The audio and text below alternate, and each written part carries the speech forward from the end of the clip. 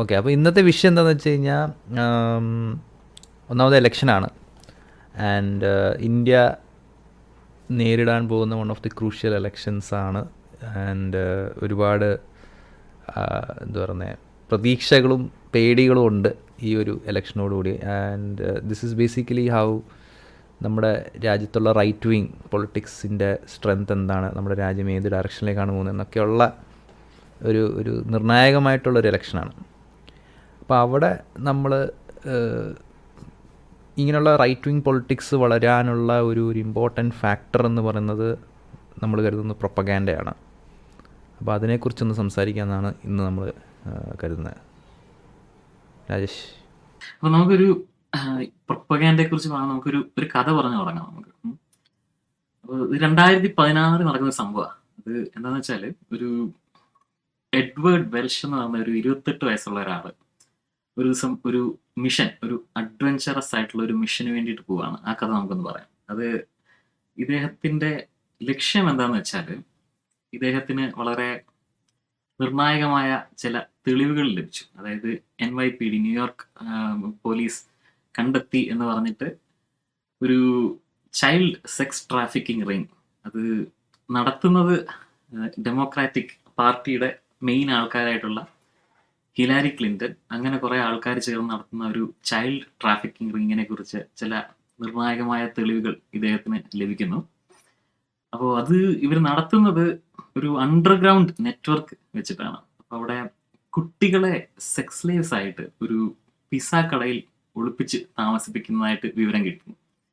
ഇദ്ദേഹം ഒരു machine gun എടുത്തിട്ട് നേരെ ആ പിസ്സ കടയിലേക്ക് പോകും. അപ്പം ഇദ്ദേഹം പോകുന്നതിന് മുമ്പ് ഇദ്ദേഹത്തിന് സുഹൃത്തുക്കളോടൊക്കെ ചോദിക്കുന്നുണ്ട്, നിങ്ങൾ ഇതിനകത്ത് വരുന്നുണ്ടോ, നിങ്ങൾ ഈ സംഭവം അറിഞ്ഞിട്ടുണ്ടോ, നമുക്ക് രക്ഷിക്കാം കുട്ടികളെ എന്ന് പറഞ്ഞിട്ട്. അപ്പം വേറെ ആരും വരുന്നില്ല.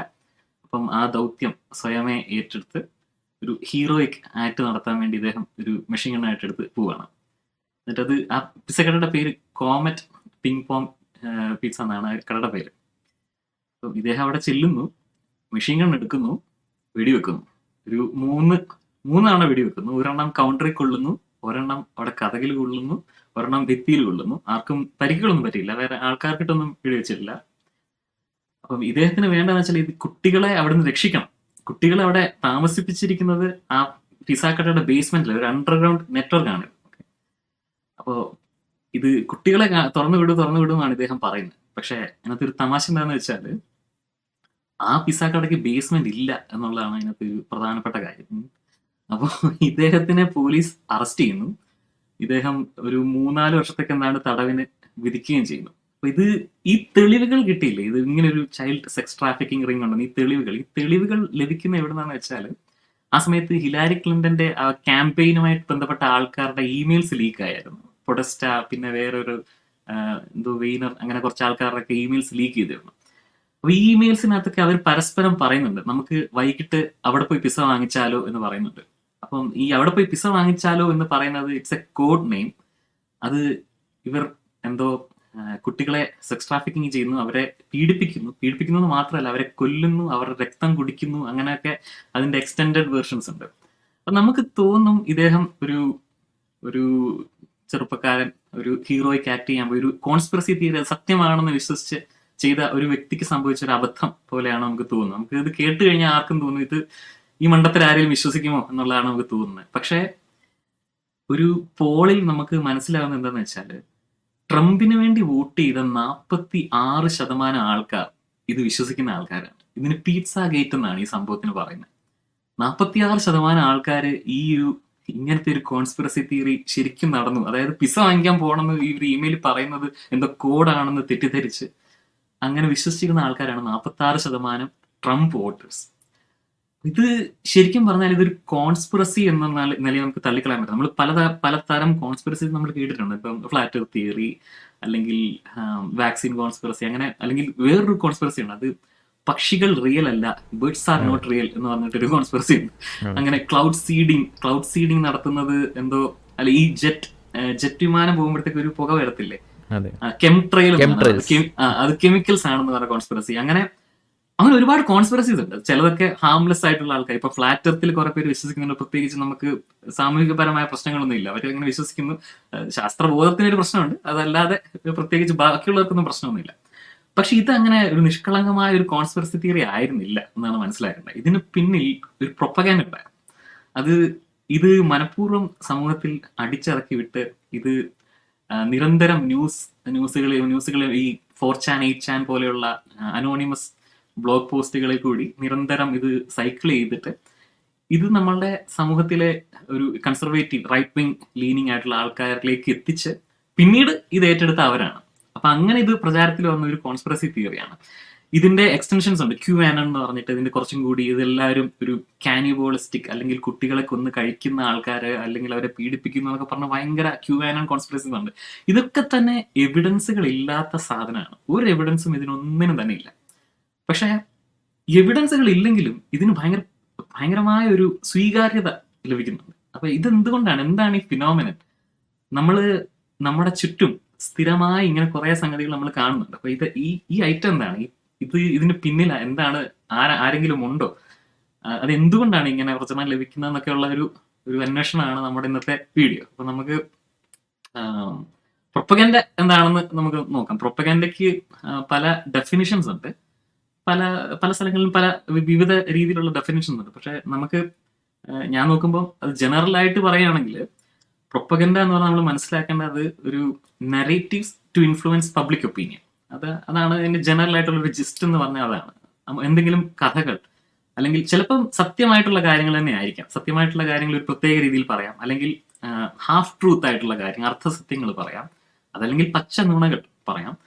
അങ്ങനെ പല രീതിയിൽ നമുക്ക് പബ്ലിക് ഒപ്പീനിയനെ സ്വാധീനിക്കാൻ സാധിക്കും. അപ്പം ഇത് പബ്ലിക് ഒപ്പീനിയനെ സ്വാധീനിക്കാൻ വേണ്ടി ചെയ്യുന്ന ഈ നറേറ്റീവ് അല്ലെങ്കിൽ ഈ സ്റ്റോറി ടെല്ലിങ്, അതിനാണ് പ്രൊപ്പഗൻഡ എന്ന് പറയുന്നത്. അപ്പോൾ ഇതിന്റെ ഒരു ചരിത്രം നോക്കുകയാണെങ്കിൽ ഈ പ്രൊപ്പഗൻഡയുടെ പയനിയർ എന്ന് വിശേഷിപ്പിക്കുന്ന ഒരാളുണ്ട്. എഡ്വേർഡ് ബാണേഴ്സ് എന്നാണ് പുള്ളിയുടെ പേര്. അമേരിക്കൻ. സിഗ്മണ്ട് ഫ്രോയിഡിന്റെ നെഫ്യൂ ആണ് ആള്. എല്ലാ ഫേമസ് ആളുകൾക്കും ഇങ്ങനെ ഓരോരോ ആളുകളുണ്ടല്ലോ.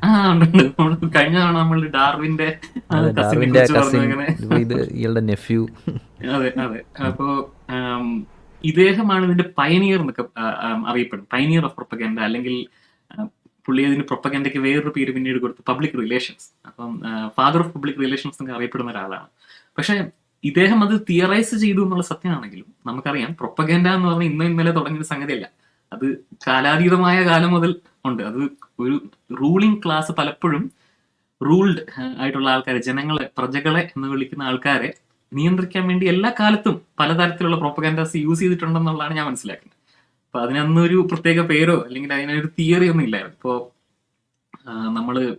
നമ്മളുടെ ലിംഗ്വിസ്റ്റിക്സിൽ, നമ്മുടെ വാക്കുകളിലൊക്കെ നമുക്കിത് ശ്രദ്ധിച്ചു നോക്കിയാൽ ശരിക്കും മനസ്സിലാക്കാൻ സാധിക്കും. ഇപ്പോ മനു എസ് പിള്ളയുടെ ഐവറി ത്രോൺ എന്ന് പറഞ്ഞ ബുക്ക് വായിച്ചിട്ടുണ്ടോ പ്രതീക്ഷ? നിർത്തി വെച്ചു.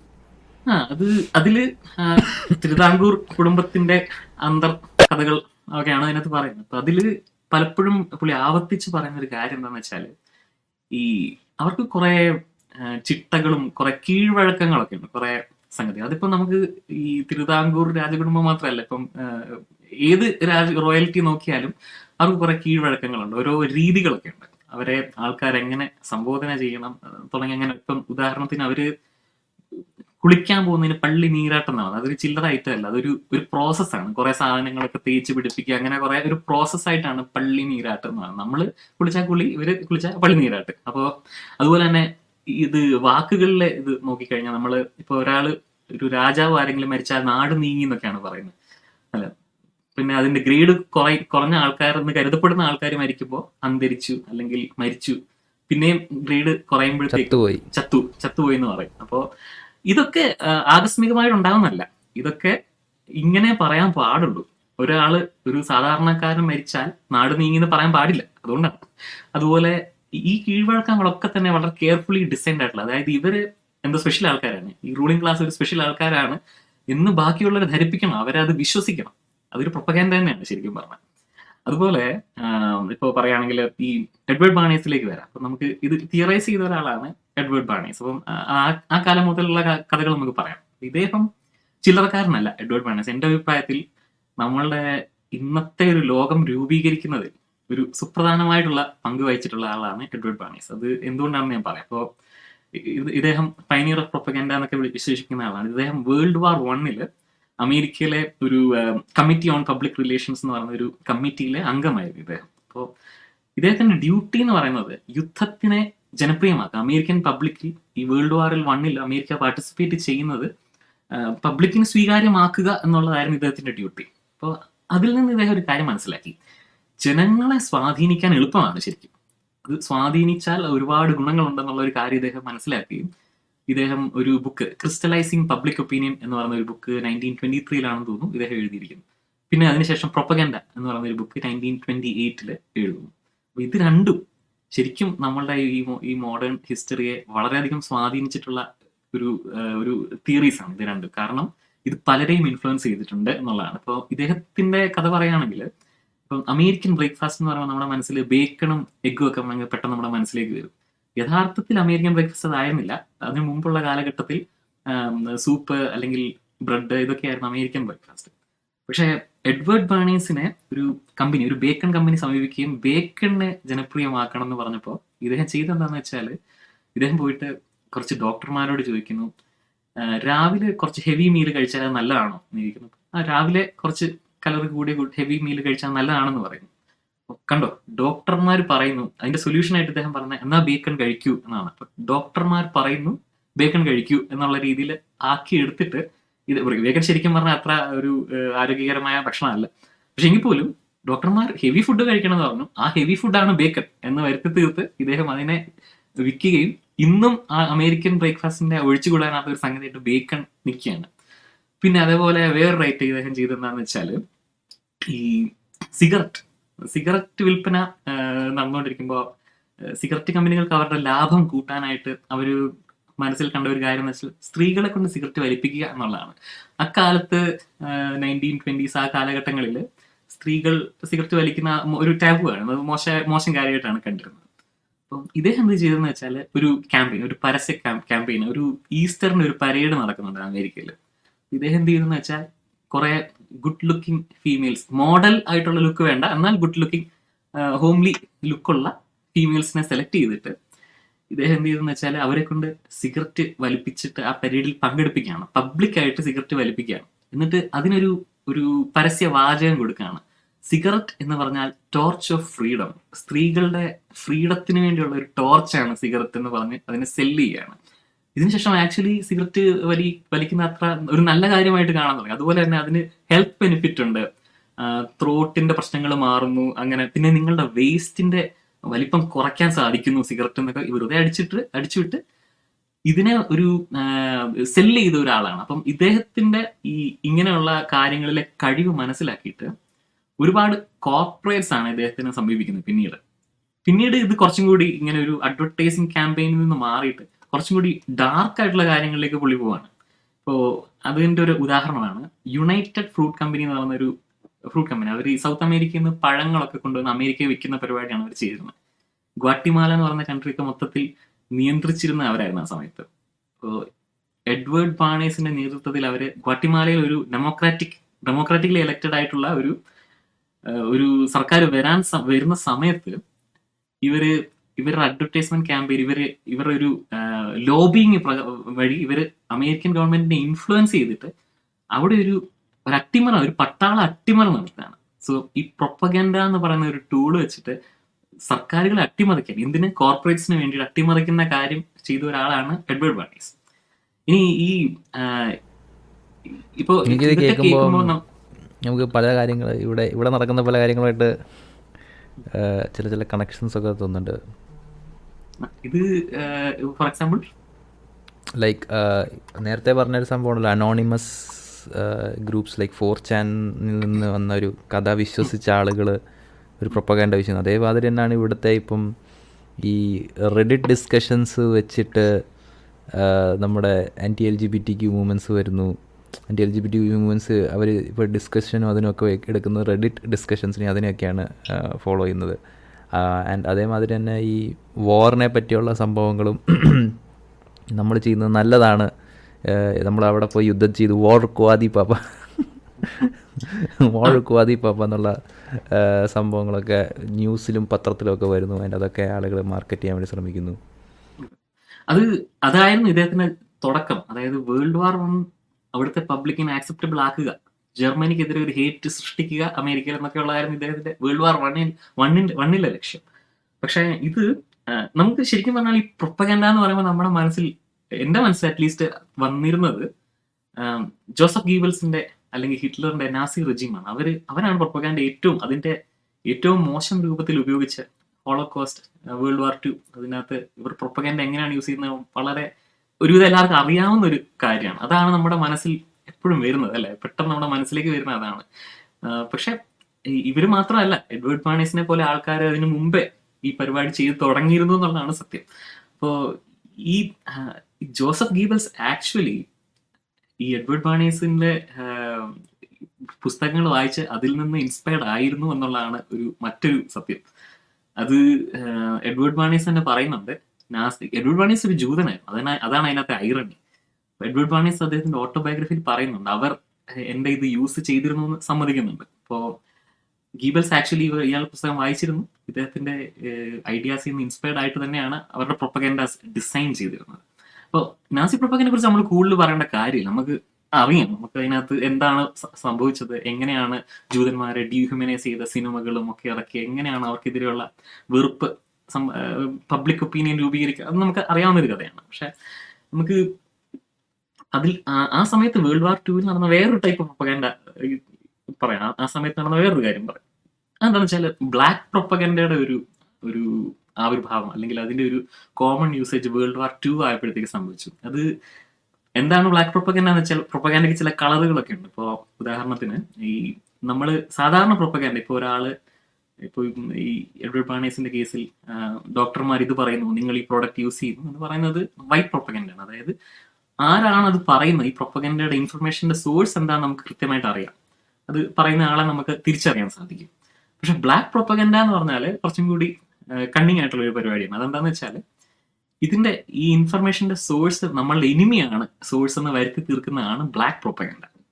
അത് വേൾഡ് വാർ ടൂവിന്റെ സമയത്തുണ്ടായിരുന്നു. പിന്നെ അതുപോലെ ഗ്രേ പ്രൊപ്പഗൻഡ ഉണ്ട്, അത് സോഴ്സ് ആരാണ്, എവിടെ നിന്നാണ് ഈ ഇൻഫർമേഷൻ നമുക്ക് ഐഡിയ ഇല്ലാത്തതാണ് ഗ്രേ പ്രൊപ്പഗൻഡ. അപ്പൊ ഈ ബ്ലാക്ക് പ്രൊപ്പഗൻഡ യൂസ് ചെയ്തിട്ടുള്ളത് വേൾഡ് വാർ ടൂവിൽ ഒരുവിധം എല്ലാ രാജ്യങ്ങളും യൂസ് ചെയ്തിട്ടുണ്ട്. ജർമ്മനി യൂസ് ചെയ്തിട്ടുണ്ട്, ജർമ്മനിക്കെതിരെ ബ്രിട്ടൻ യൂസ് ചെയ്തിട്ടുണ്ട്, ജപ്പാൻ യൂസ് ചെയ്തിട്ടുണ്ട്, USA യൂസ് ചെയ്തിട്ടുണ്ട്. എല്ലാവരും യൂസ് ചെയ്തിരുന്ന ഒരു കാര്യമാണ്. അതെന്താന്ന് വെച്ചാൽ ഒരു ഉദാഹരണം പറയാം. ഈ വേൾഡ് വാർ ടു നടക്കുന്ന സമയത്ത് ബ്രിട്ടനിൽ ചില റേഡിയോ സ്റ്റേഷൻസ് ഉണ്ടായിരുന്നു, ജർമ്മൻ റേഡിയോ സ്റ്റേഷൻസ്. ജർമ്മനിയിൽ നിന്നുള്ള നാസി റേഡിയോ സ്റ്റേഷൻസ് ആയിട്ട് അഭിനയിക്കുകയാണ് ഇവർ ചെയ്യുന്നത്. ഇവർ ശരിക്കും ബ്രിട്ടീഷുകാരാണ്, ജർമ്മൻ ഭാഷ സംസാരിക്കുന്ന ബ്രിട്ടീഷുകാരാണ്. അവർ ചെയ്തിരുന്നത് ഇത് ബ്ലാക്ക് പ്രൊപ്പഗൻഡയാണ്. അവർ ചെയ്യുന്നത് എന്താണെന്ന് വെച്ചാൽ അവര് ഹിറ്റ്ലറിനെക്കാളും വലിയ നാസികളാണ് ഞങ്ങൾ അഭിനയിച്ചുകൊണ്ട്, ഹിറ്റ്ലർ ഭയങ്കര സോഫ്റ്റ് ആണ്, അത് മാത്രമല്ല ഇവരുടെ നാസി ഭരണകൂടത്തിന്റെ ഉള്ളിൽ വിള്ളലുകളുണ്ട്, അവർ തമ്മിൽ പരസ്പരം അടിക്കുന്നു എന്നൊക്കെ പറഞ്ഞ് കഥകൾ സൃഷ്ടിക്കുക. അപ്പോൾ ഇത് കേൾക്കുന്ന ഒരു ജർമ്മൻ ആൾക്കാരുടെ മനസ്സിൽ ഇത് ശരിയായ രീതിയിലല്ല ഭരണകൂടത്തിന്റെ പോക്ക് എന്ന് വിശ്വസിപ്പിക്കണം. അതാണ്, അത് കേൾക്കുന്ന ആൾക്ക് അത് ജർമ്മനിയിലുള്ള ഒരു റേഡിയോ സ്റ്റേഷൻ ആയിട്ട് അവർക്ക് ഫീൽ ചെയ്യുള്ളൂ. അതുപോലെ ഇത് കേൾക്കുന്ന ബ്രിട്ടീഷ് ആയിട്ടുള്ള ആൾക്കാർ, ജർമ്മൻ ഭാഷ മനസ്സിലാവുന്ന ബ്രിട്ടീഷ് ആയിട്ടുള്ള ആൾക്കാർക്ക് അവർക്കൊരു മൊറാൽ ബൂസ്റ്റ്, ജർമ്മനിയിലെ മൊത്തം പടലപ്പിണക്കങ്ങളാണ്. ഇതാണ് ബ്ലാക്ക് പ്രൊപ്പഗൻഡ. ഇത് നമ്മൾ വളരെ റീസെന്റ് നമ്മളുടെ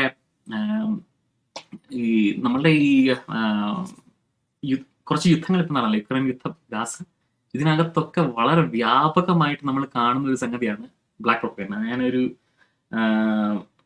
ഫോട്ടോ കാണിക്കാം. ഇത് ഷോലെ എന്നുള്ള സിനിമയ്ക്കകത്ത് ഒരു സീൻ എടുത്തിട്ട് അൽ ജസീറ ഷോലയ്ക്കകത്തെ സീൻ കാണിച്ചിട്ട് ഗാസയിലെ പ്രശ്നങ്ങൾ എന്ന് പറയുന്നു എന്ന് പറഞ്ഞ് ഒരാൾ 2021 ഷെയർ ചെയ്താണ്. ഇത് ഇപ്പോഴത്തെ യുദ്ധത്തിന്റെ കേസിലല്ല, 2021 ഒരു വാട്സാപ്പ് ഗ്രൂപ്പിൽ ഇസ്രായേൽ പലസ്തീൻ ഒരു ചർച്ച വന്നപ്പോൾ ഒരു എവിഡൻസുകൾ നമ്മളെ നയിക്കട്ടെ, നമ്മൾ എപ്പോഴും ഫാക്ട് ബേസ്ഡ് സൊസൈറ്റി എന്നൊക്കെ പറയുന്ന ഒരു വ്യക്തി കണ്ടോ, ഇങ്ങനെയുള്ള വാർത്തകളാണ് അൽ ജസീറ കൊടുക്കുന്നത്, ഇതുപോലെ ഒരുപാട് വാർത്തകൾ വന്നിട്ടുണ്ട് എന്ന് പറഞ്ഞൊരു അതിന്റെ ഒരു എക്സാമ്പിൾ ആണ് ഞാൻ കാണിച്ചത്.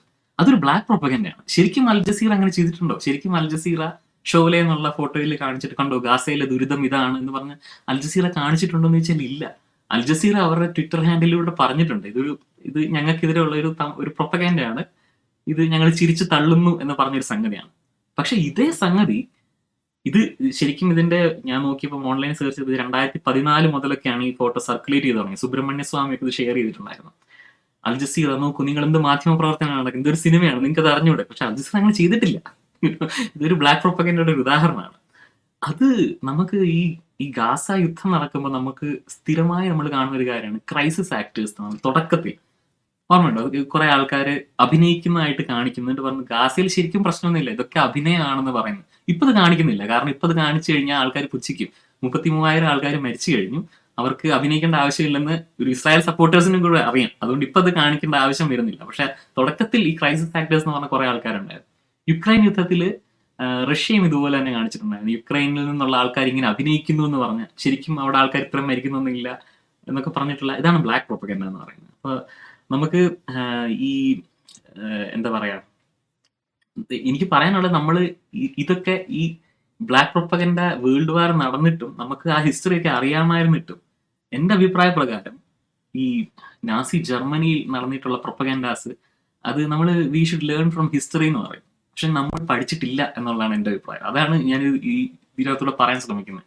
കാരണം നാസി ജർമ്മനിയിൽ പ്രൊപ്പഗൻഡ എങ്ങനെയൊക്കെയാണ് സ്പ്രെഡ് ആയിട്ടുള്ളത്, അതിന് വളരെ സമാനമായിട്ടുള്ള ഈവൻ ഡയറക്ട്ലി അവിടെ നടന്നിട്ടുള്ള ചില പ്രൊപ്പഗൻഡയുടെ ചില വേരിയേഷൻസ് നമ്മുടെ ഇടയിലുള്ള ആൾക്കാരും വിശ്വസിക്കുന്നുണ്ട്. മലയാളികളായിട്ടുള്ള നമ്മളുടെ സുഹൃത്തുക്കളുടെ ഇടയിലും അല്ലെങ്കിൽ നമ്മളെ എതിർക്കുന്ന ആൾക്കാരുടെ ഇടയിലൊക്കെ വ്യാപകമായിട്ട് അതിന്റെ ചില ബാക്കി പത്രങ്ങൾ ഇപ്പോഴും വിശ്വസിക്കുന്ന ആൾക്കാരുണ്ടെന്നാണ് എനിക്ക് പറയാനുള്ളത്. അപ്പൊ നമ്മൾ ഹിസ്റ്ററി നമ്മൾ പഠിച്ചിട്ടില്ല. History we should learn history so that we are not repeating it എന്ന് പറയാറുണ്ട്. പക്ഷെ ഞാൻ പറയുന്നത് ജർമ്മൻ പ്രൊപ്പഗൻഡ ഇന്നും നമ്മുടെ സമൂഹത്തിലേക്ക് കേരളത്തിൽ മാത്രമല്ല മൊത്തത്തിൽ ലോകത്തിൽ തന്നെ അതിന്റെ ഡിഫറെന്റ് വേരിയേഷൻസ് നാസി പ്രൊപ്പഗൻഡ ഇപ്പോഴും നിലനിൽക്കുന്നുണ്ട് എന്നുള്ളതാണ് എൻ്റെ ഒരു പോയിന്റ്. അപ്പൊ അതിന് തെളിവായിട്ട് ഞാൻ പറയാൻ ശ്രമിക്കുന്ന ഒരു 2 കാര്യങ്ങളാണ്. അതെന്താന്ന് വെച്ചാല് ഒരെണ്ണം എന്താന്ന് വെച്ചാല് ഞാനത് ഒരു കൾച്ചറൽ വാറിന്റെ കോണ്ടെക്സ്റ്റിലാണ് ഞാൻ പറയാൻ ശ്രമിക്കുന്നത്. അപ്പൊ നമുക്ക് ഒരു കൾച്ചറൽ വാർ എന്ന് പറയുന്ന ഒരു സംഗതി നമ്മുടെ സമൂഹത്തിൽ നിലനിൽക്കുന്നുണ്ട് ഇപ്പൊ. അത് നമ്മളൊക്കെ അറിഞ്ഞോ അറിയാതെയോ അതിന്റെ ഒരു ഭാഗമാണ്. അപ്പോ അതെനിക്ക് ഇപ്പൊ ഉദാഹരണം പറയുകയാണെങ്കിൽ പണ്ട് കാലത്ത് സ്ത്രീകളുടെ ജോലി അടുക്കളയിലാണ്, അല്ലെങ്കിൽ ഹോമോസെക്ഷൽ ആയിട്ടുള്ള ആളെ തൂക്കിക്കൊല്ലണം എന്നൊക്കെ വളരെ പബ്ലിക്കായിട്ട് ആൾക്കാർ പറഞ്ഞിരുന്നു. പിന്നെ അതുപോലെ ഐഡിയോളജിക്കൽ വാർഫെയർ ഒരുപാടുണ്ടായിരുന്നു, കമ്മ്യൂണിസം, ക്യാപിറ്റലിസം. പക്ഷെ ഇന്ന് അതൊക്കെ കുറച്ചും കൂടി മാറിയിട്ട് അതിനൊരു കൾച്ചറൽ മാനമാണ് വന്നിരിക്കുന്നത്. ഒരു മതപരമായിട്ടുള്ള കാര്യങ്ങൾ അങ്ങനെയുള്ള ഒരു സംഗതിയിലേക്കാണ് വന്നിരിക്കുന്നത്. അപ്പോൾ അതിന്റെ ഒരു കോണ്ടെക്സ്റ്റിലാണ് ഞാനിത് എക്സ്പ്ലെയിൻ ചെയ്യാൻ ഉദ്ദേശിക്കുന്നത്. അപ്പോൾ 2 കാര്യങ്ങളാണ് പറയാനുള്ളത് കൾച്ചറൽ വാറിനകത്ത്. ഒന്ന് ഒരു കോൺസ്പിറസി തിയറിയാണ് ഒന്ന് എനിക്ക് പറയാനുള്ളത്. 2 ഒരു ജിയോ പൊളിറ്റിക്കൽ ഹൈപ്പോത്തിസിസ് ആണ്. അപ്പൊ നമുക്ക് ആ കോൺസ്പിറസി തിയറി വെച്ച് തുടങ്ങാം. ആ കോൺസ്പിറസി തിയറിയുടെ പേരാണ് കൾച്ചറൽ മാർക്സിസം എന്ന് പറയുന്ന കോൺസ്പിറസി തിയറി. നമുക്ക് ചുമ്മാ ഒന്ന് ഗൂഗിൾ ചെയ്ത് നോക്കിയാൽ മതി. കൾച്ചറൽ മാർക്സിസം എന്ന് പറയുമ്പോൾ കൾച്ചറൽ മാർക്സിസം കോൺസ്പിറസി തിയറി എന്ന് പറയുന്ന വിക്കിപീഡിയ എൻട്രി കാണാൻ സാധിക്കും. നമ്മൾ പലപ്പോഴും ശ്രദ്ധിച്ചിട്ടുണ്ട്, നമ്മളിപ്പോ കഴിഞ്ഞ വീഡിയോസ് ആണെങ്കിലും ഒക്കെ നമ്മൾ പറയുമ്പോൾ നമുക്കെതിരെ സംസാരിക്കുന്ന ആൾക്കാർ പറയുന്ന ഒരു കാര്യമുണ്ട്. ഇവര് നിയോ മാർക്സിസ്റ്റ് ആണ്, ഇവര് ഫ്രാങ്ക്ഫർട്ട് സ്കൂൾ ഓഫ് ക്രിട്ടിക്കൽ തിയറിയുടെ ആൾക്കാരാണെന്നൊക്കെ പറഞ്ഞ് കുറച്ച് ആൾക്കാരുണ്ട്. പക്ഷെ ഇത് എവിടെ നിന്നാണ് രൂപപ്പെടുന്നത്? ഈ ഫ്രാങ്ക്ഫർട്ട് സ്കൂളിന്റെ കഥ അല്ലെങ്കിൽ ഈ കൾച്ചറൽ മാർക്സിസം എന്നുള്ള ഈ കഥ ഇത് എവിടെ നിന്നാണ്? ഇത് പറയുന്നത് യുക്തിവാദികളാണ് യുക്തിവാദികളല്ല, സോറി നിരീശ്വരവാദികളാണ് എന്ന് പറയുന്നവരാണ് ഇത് ഈ സംഭവം അടിച്ചു വിടുന്നത്. അവർക്ക് വേണമെങ്കിൽ ചെക്ക് ചെയ്യാൻ പറ്റുന്ന കാര്യമുള്ളത്. ശരിക്കും ഇതൊരു ആന്റിസെമിറ്റിക് കോൺസ്പിറസി തിയറിയാണ്. ഇതിന്റെ ഒറിജിൻ എവിടെയാണെന്ന് നമുക്ക് നോക്കാം. അപ്പോ ഇതിന്റെ ഒറിജിൻ എന്ന് പറയുന്നത് നാസി ജർമ്മനിയിലാണ്. അവിടെ കൾച്ചറൽ ബോൾഷെവിസം എന്ന് പറഞ്ഞിട്ടുള്ള ഒരു സംഗതി ഉണ്ടായിരുന്നു. അതെന്താന്ന് വെച്ചാല് ഇവർക്ക് പവറിലേക്ക് വരുന്ന 1930s ആ സമയത്ത് പവറിലേക്ക് വരുന്ന സമയത്ത് ഒരുപാട് തടസ്സങ്ങൾ ഉണ്ടായിരുന്നു. അത് കൾച്ചറലായിട്ട് ആൾക്കാരെ പാകപ്പെടുത്തി എടുക്കാൻ സാധിക്കുന്നില്ല ഇവർക്ക്. അതായത് ഇവരുടെ ഒരു ആര്യൻ സുപ്രീമസി അതൊന്നും കൾച്ചറലി ആക്സെപ്റ്റ് ചെയ്യാൻ പറ്റും. കാരണം ജർമ്മൻ എന്ന് പറഞ്ഞാൽ ആ റെനേസൻസ് പീരീഡിലൂടെ കടന്നുപോയ ഒരു ജനതയാണ് ജർമ്മനി. അവിടെ ആർട്ട്, സാഹിത്യം, പിന്നെ ഇന്റലക്ച്വൽ ആൾക്കാർ, അങ്ങനെയൊക്കെ ഒരുപാട് ആൾക്കാരുള്ള ഒരു സ്ഥലമാണ് ജർമ്മനി.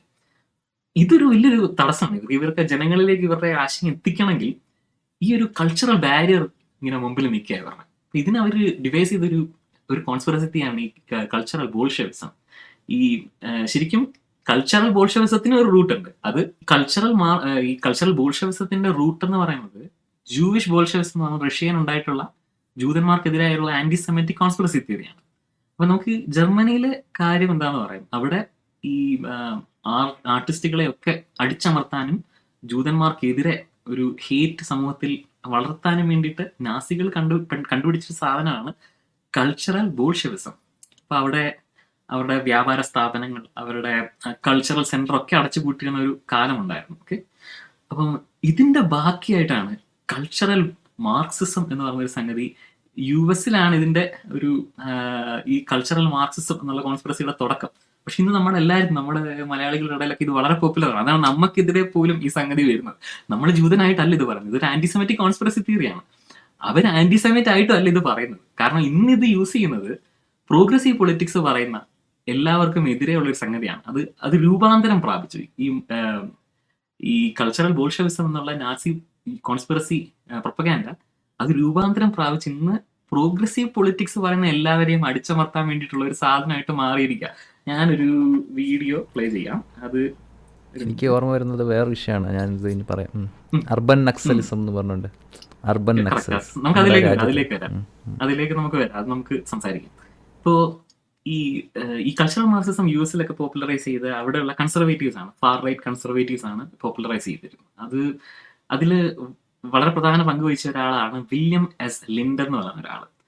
ഇയാൾ ഒരു കോൺഫറൻസിൽ സംസാരിച്ച ഒരു വീഡിയോ നമുക്ക് കേൾക്കാം. ഇത് കേൾക്കുമ്പോൾ മനസ്സിലായി, ഇന്ന് നമ്മൾ മലയാളികൾ വളരെ ആക്റ്റീവായി നമ്മുടെ ഡിസ്കഷൻസിൽ, നമ്മുടെ സിനിമ നിരൂപണങ്ങളിലൊക്കെ വളരെ ആക്റ്റീവായി യൂസ് ചെയ്യുന്ന ഒരു സാധനമാണ് political correctness.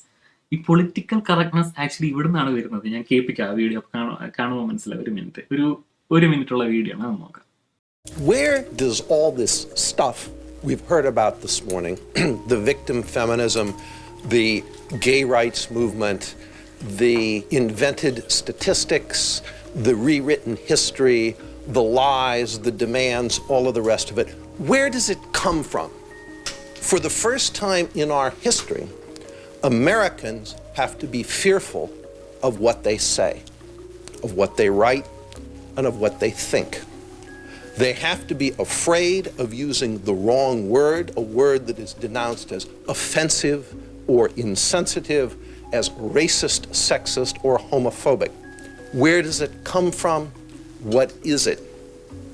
We call it political correctness. Political correctness is cultural Marxism. How does all of this stuff come here? How does it flood into our universities and indeed into our lives today? The members of the Frankfurt School are Marxist. They are also, to a man, Jewish. In 1933, the Nazis come to power in Germany, and not surprisingly, they immediately shut down the Institute for Social Research. And its members flee. They flee to New York City. കേട്ടിരുന്നോ അത്? അവർ ന്യൂയോർക്കിൽ വന്നിട്ട് അവിടുന്ന് ജൂതന്മാർ ന്യൂയോർക്കിൽ വന്ന് cultural Marxism തുടങ്ങി. Political correctness is cultural Marxism എന്നാണ് പറഞ്ഞത്. എന്നിട്ട് നമുക്ക് ശരിക്കും ആവലാതി കേൾക്കണം. ഫെമിനിസം വരുന്നു, ആന്റി റേസിസം വരുന്നു, ഹോമോസെക്ഷൽസിന്റെ ഇത് വരുന്നു. ഇതൊക്കെ ചരിത്രത്തിൽ ആദ്യമായിട്ട് ആളുകൾ സംസാരിക്കാൻ ഭയക്കുന്നു എന്നാണ് സ്റ്റേറ്റ്മെന്റ്. നമുക്കൊന്നും സംസാരിക്കാൻ പറ്റുന്നില്ല. എക്സാക്ട് സ്റ്റേറ്റ്മെന്റ് ആണ് ഇന്നുള്ള ആളുകൾ പറഞ്ഞത്. അതായത് ചരിത്രത്തിൽ ആദ്യമായിട്ട് മനുഷ്യർക്ക് ഒരു കാര്യം പറയാൻ പറ്റും. ഫ്രീഡം ഓഫ് സ്പീച്ചിനെ കട്ടയിൽ ചെയ്യുന്നു. ഇത് നോക്കുക, അത് കൾച്ചറൽ ബോൾഷെവിസം എന്ന നാസി പ്രൊപ്പഗൻഡ ഏത് രൂപത്തിൽ എത്തിയെന്നാണ് നമ്മൾ കാണുന്നത്. ഫ്രാങ്ക്ഫർട്ട് സ്കൂളിനെ കുറിച്ച് പറയുന്നുണ്ട്. അതിനകത്ത് ശ്രദ്ധിച്ചത് കേട്ടിരുന്നേ മനസ്സിലാകും. ദേ ആർ ഓൾ ജൂവിഷ് എന്ന് പറയുന്നുണ്ട്. ശ്രദ്ധിച്ചിരുന്നു. ഇനി ഇത് എവിടെയാണ് പറയുന്നത് എന്നുള്ളതാണ് അതിലും വലിയ കോമഡി. ഇത് പറയുന്നത് ഒരു ഹോളോകോസ്റ്റ് ഡിനയൽ കോൺഫറൻസിലാണ് ഇത് പറയുന്നത്. ആന്റിസെമറ്റിക് ആയിട്ടുള്ള ആൾക്കാർ തിങ്ങിക്കൂട്ടിരിക്കുന്ന ഒരു സ്ഥലത്താണ് ഇങ്ങനെ ഒരു ജൂവിഷ് കോൺസ്പിറസി ഉണ്ട് കേട്ടോ എന്ന് പറഞ്ഞിട്ട് പൊളിറ്റിക്കൽ കറക്റ്റ്നെസ് എന്നൊക്കെയാണ് അതിന് പറയുന്നത് എന്ന് പറഞ്ഞിട്ട് പറയുന്നത്. സോ ബേസിക്കലി ഇതൊരു റേസിസ്റ്റ് ആയിട്ടുള്ള ഒരു കോൺസ്പിറസി തിയറിയാണ് with roots in Nazi Germany. അപ്പൊ നമുക്കെതിരെ ഇത് വരുന്നത് എന്തുകൊണ്ടാണ്? ഇപ്പൊ നമുക്കെതിരെ നമ്മുടെ ജൂതന്മാരായതുകൊണ്ടല്ലോ പറയുന്നത്. എന്തുകൊണ്ടാണ് ഇത് വരുന്നത് വെച്ചാൽ ഇന്ന് ഇത് പ്രോഗ്രസീവ് പൊളിറ്റിക്സ് സംസാരിക്കുന്ന ഫെമിനിസം ആയിക്കോട്ടെ, LGBTQ ആൾക്കാരുടെ കമ്മ്യൂണിറ്റിയുടെ റൈറ്റ്സിനെ കുറിച്ച് ആയിക്കോട്ടെ, അല്ലെങ്കിൽ ഇക്വാളിറ്റിക്ക് വേണ്ടി നിൽക്കുന്ന പ്രോഗ്രസീവ് നിലപാടുകൾ എടുക്കുന്ന എല്ലാവർക്കും എതിരെ ഉപയോഗിക്കുന്ന ഒരു സാധനമാണ് ഇത് കൾച്ചറൽ മാർക്സിസം. നാസി പ്രൊപ്പഗൻഡയാണ്, അതിന്റെ ഒരു വേരിയേഷൻ ആണ്. ഓക്കെ, അപ്പം അത് നമുക്ക് അവിടെ നിർത്താം. നമുക്ക് ഒരു അടുത്ത ടോപ്പിക്കിലേക്ക് പോവാം. എന്താന്ന് വെച്ചാല് ഇത് നമുക്കെതിരെ ഇങ്ങനെ നമ്മൾ ഈ ഫെമിനിസ്റ്റ് ബയോളജി ഒക്കെ പറഞ്ഞപ്പോഴാണ് കൂടുതൽ ഈ ഒരു കൾച്ചറൽ മാർക്സിസം അത് ഇത് ഇങ്ങനെയൊക്കെയുള്ള സംഭവങ്ങളൊക്കെ വന്നിട്ടുള്ളത്. ആൻഡ് ആ സമയത്ത് ഞാൻ ഇതിനെ നോക്കിയപ്പോൾ ഇത് നേരത്തെ പറഞ്ഞ പോലെ തന്നെ ഈ അമേരിക്കയിലുള്ള കുറേ ആൻറ്റി ഇൻ്റലക്ച്വൽ സ്റ്റാൻഡ് എടുക്കുന്നവർ ഇത് തന്നെയാണ് പറഞ്ഞത്, കൾച്ചറൽ മാർക്സിസം.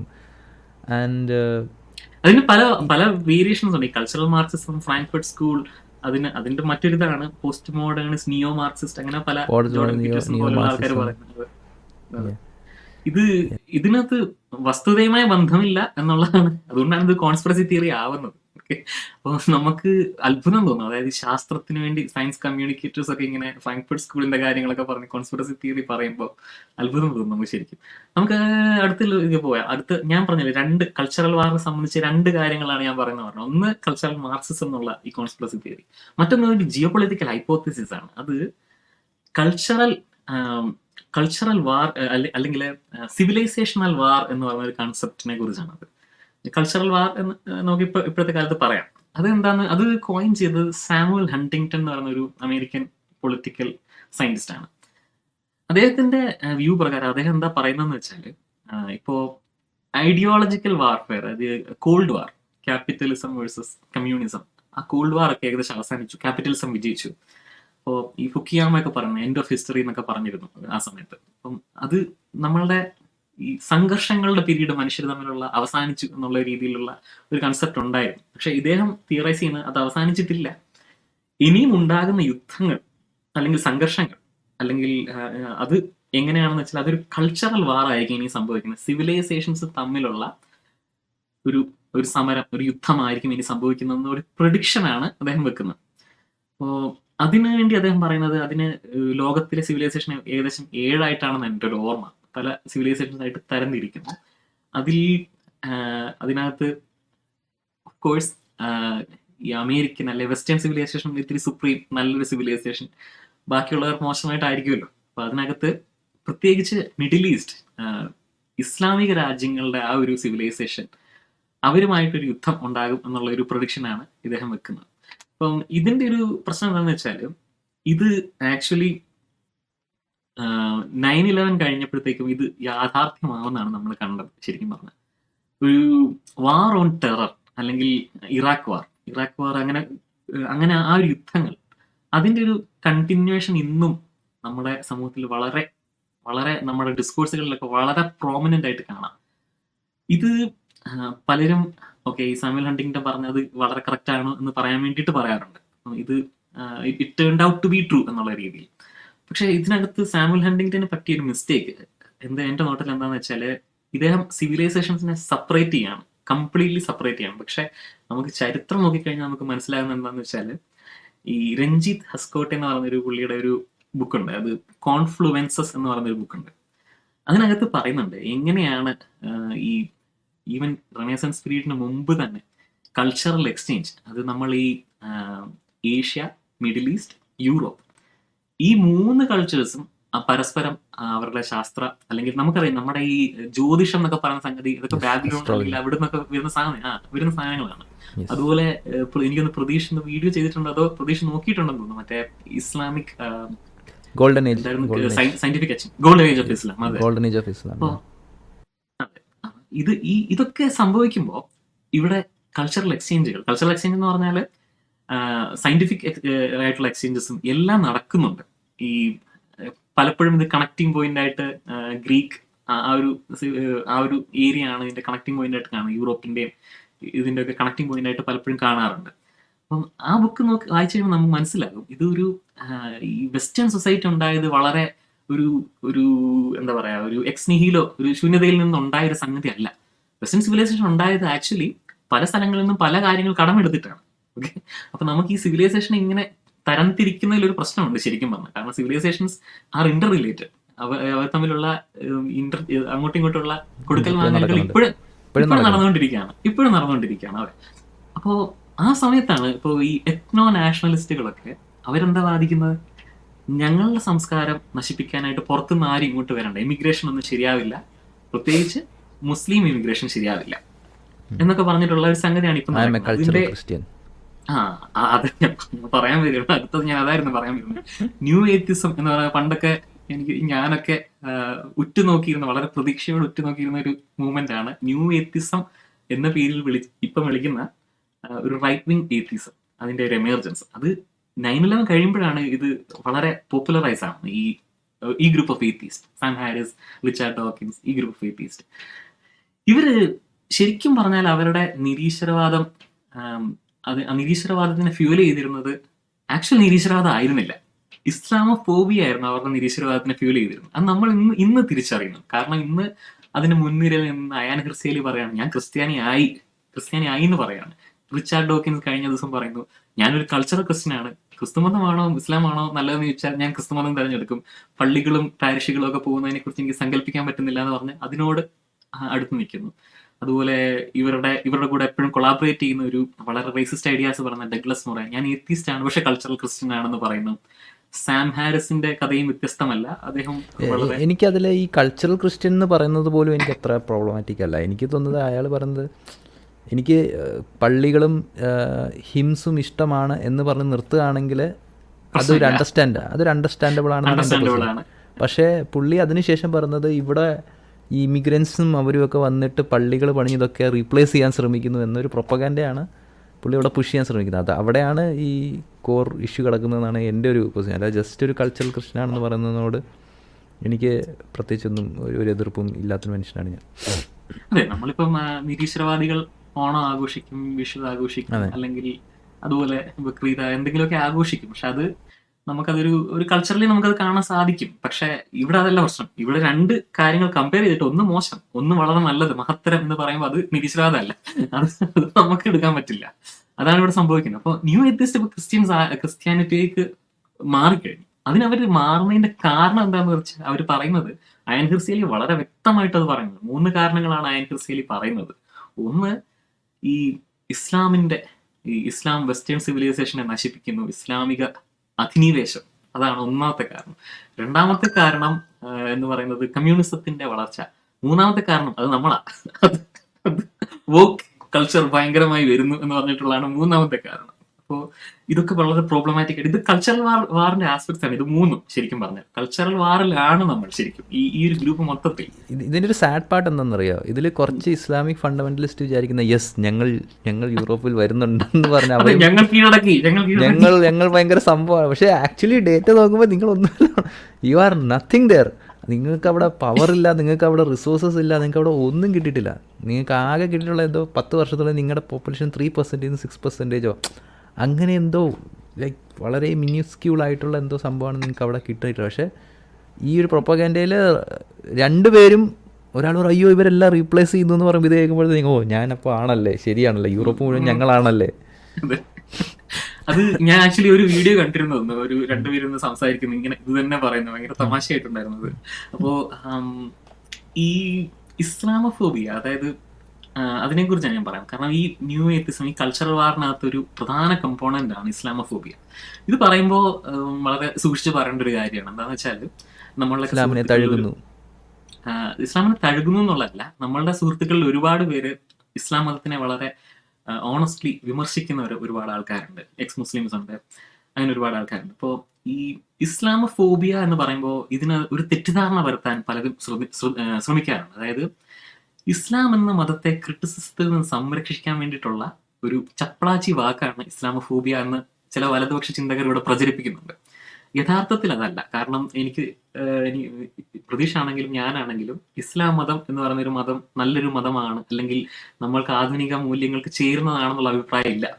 നമ്മൾ രണ്ടുപേരും ഇസ്ലാം മതത്തിനെ വിമർശിക്കണം എന്ന് തന്നെ പറയുന്ന ആൾക്കാരാണ്.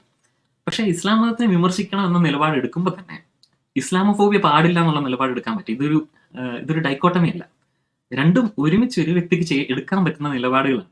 ഇസ്ലാം മതം റിഗ്രസീവാണ്, അത് നമ്മുടെ സമൂഹത്തിൽ ആവശ്യമില്ല. മറ്റേത് മതങ്ങൾ പോലെ തന്നെ അതും ആവശ്യമില്ല. അതുപോലെ തന്നെ നമുക്ക് ഈ ഇസ്ലാമോഫോബിയ ആവശ്യമില്ല. അത് മുസ്ലിംസിനോടുള്ള വെറുപ്പാണ്, വിദ്വേഷമാണ്, നുണപ്രചരണങ്ങളാണ്. അതും നമുക്ക് ആവശ്യമില്ലെന്ന് നമുക്ക് ഒരേ സ്വരത്തിൽ പറയാൻ പറ്റും. പക്ഷെ ചില ആൾക്കാർ പറയുന്നുണ്ട് ഇത് മതത്തിനെ രക്ഷിക്കാനായിട്ടുള്ള ഒരു സംരക്ഷണ കവചമാണ്. കൈ വിറയ്ക്കുന്നു. അതെ അതെ. എന്തിനാ കൈ വിറയ്ക്കുന്നത്? ആ മനുഷ്യര് റേസിസ്റ്റ് ചിന്ത പറയുന്നതിൽ നിന്നും കൈ വിറയ്ക്കുന്നു. അതെ. നമുക്ക് ആദ്യം ഈ ഇസ്ലാമോഫോബിയ ഇന്ന് ഇന്ത്യയുടെ കോണ്ടെക്സ്റ്റിൽ എങ്ങനെയാണ് പ്രവർത്തിക്കുന്നത് നമുക്ക് നോക്കാം. ഇന്ത്യയിൽ ഇത് വളരെ പൊളിറ്റിക്കലി ഉള്ള ഒരു സംഗതിയാണ് ഇസ്ലാമോഫോബിയ. ഈ പ്രതീക്ഷ പണ്ട് മുതലേ നമ്മുടെ രാഷ്ട്രീയം അല്ലെങ്കിൽ സാമൂഹിക സാഹചര്യങ്ങളൊക്കെ ശ്രദ്ധിക്കുന്നുണ്ടായിരുന്നു എന്നുള്ള ഒരു കാര്യം വളരെ വ്യക്തമാണ്. പണ്ട് കാലത്ത് ഒരു പബ്ലിക്കലി പറയാൻ മടിക്കുന്ന പല കാര്യങ്ങളും വളരെ തികച്ചും വർഗീയമായിട്ടുള്ള കാര്യങ്ങൾ ഇന്ന് വളരെ ഓപ്പൺലി ആൾക്കാർ സംസാരിക്കുന്നുണ്ട്. ഈ ഓവർടേൺ വിൻഡോ എന്ന് പറയുന്ന സംഗതി, അത് പണ്ട് കാലത്ത് വളരെ മോശം എന്ന് പറയുന്ന കാര്യങ്ങൾ ഇന്ന് വളരെ ഓപ്പൺലി ആണ് ആൾക്കാർ സംസാരിക്കുന്നത്. ഒരു മതത്തിനെയോ ഒരു ഗ്രൂപ്പിനെയോ ഒക്കെ, പ്രത്യേകിച്ച് മുസ്ലിം മതമാണ് റിസീവിങ് എൻഡില്, നുണപ്രചരണങ്ങളും വളരെ വിദ്വേഷകരമായിട്ടുള്ള കാര്യങ്ങളും വളരെ വളരെ ഒരു മടിയും കൂടാതെയാണ് ആൾക്കാർ പറയുന്നത്. ഇത് ഇപ്പം ഡീഹ്യൂമനൈസിങ്, നമ്മളിപ്പോ നേരത്തെ നാസി പ്രൊപ്പഗൻഡയിൽ പറഞ്ഞു ഡീഹ്യൂമനൈസിങ്. അവരുടെ ഒരു പ്രധാന 1930s ജർമ്മനി എടുത്ത് നോക്കുകയാണെങ്കിൽ ആ ഒരു കാലഘട്ടം, ഒരു അധികാരത്തിൽ വന്നതിന് ശേഷമുള്ള കാലഘട്ടത്തിൽ ഉടനെ ജൂതന്മാർക്ക് അവിടെ ഒരു പ്രശ്നം ഉണ്ടായിരുന്നില്ല. ഉടനെ അവരെ എല്ലാവരും പിടിച്ച് കൊല്ലുന്ന ഒരു സിറ്റുവേഷൻ ആയിരുന്നില്ല. പക്ഷെ അവിടെ ഒരു പ്രോസസ്സ് നടക്കുന്നുണ്ടായിരുന്നു. ആ പ്രോസസ്സ് എന്താണെന്ന് വെച്ചാൽ, ഇവർ സാധാരണ മനുഷ്യരെക്കാൾ മോശപ്പെട്ട ആൾക്കാരാണ്. ഇവർക്ക് വൃത്തിയില്ല. അവർ കമ്പയർ ചെയ്തിരുന്ന സിനിമകളൊക്കെ ഉണ്ട്. ഇതിന് സിനിമകളൊക്കെ കടി കിട്ടുന്നുണ്ടെങ്കിൽ അതിന് കാരണം ഇവരാണ്.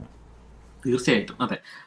ഇപ്പൊ ഉദാഹരണത്തിന് ഇവരെ ഇക്വേറ്റ് ചെയ്തിരുന്ന പാറ്റ, അങ്ങനെയുള്ള ക്ഷുദ്ര ജീവികളൊക്കെ ആയിട്ടാണ് ഇക്വേറ്റ് ചെയ്തിരുന്നത് ജൂതന്മാർ ആ സമയത്ത്.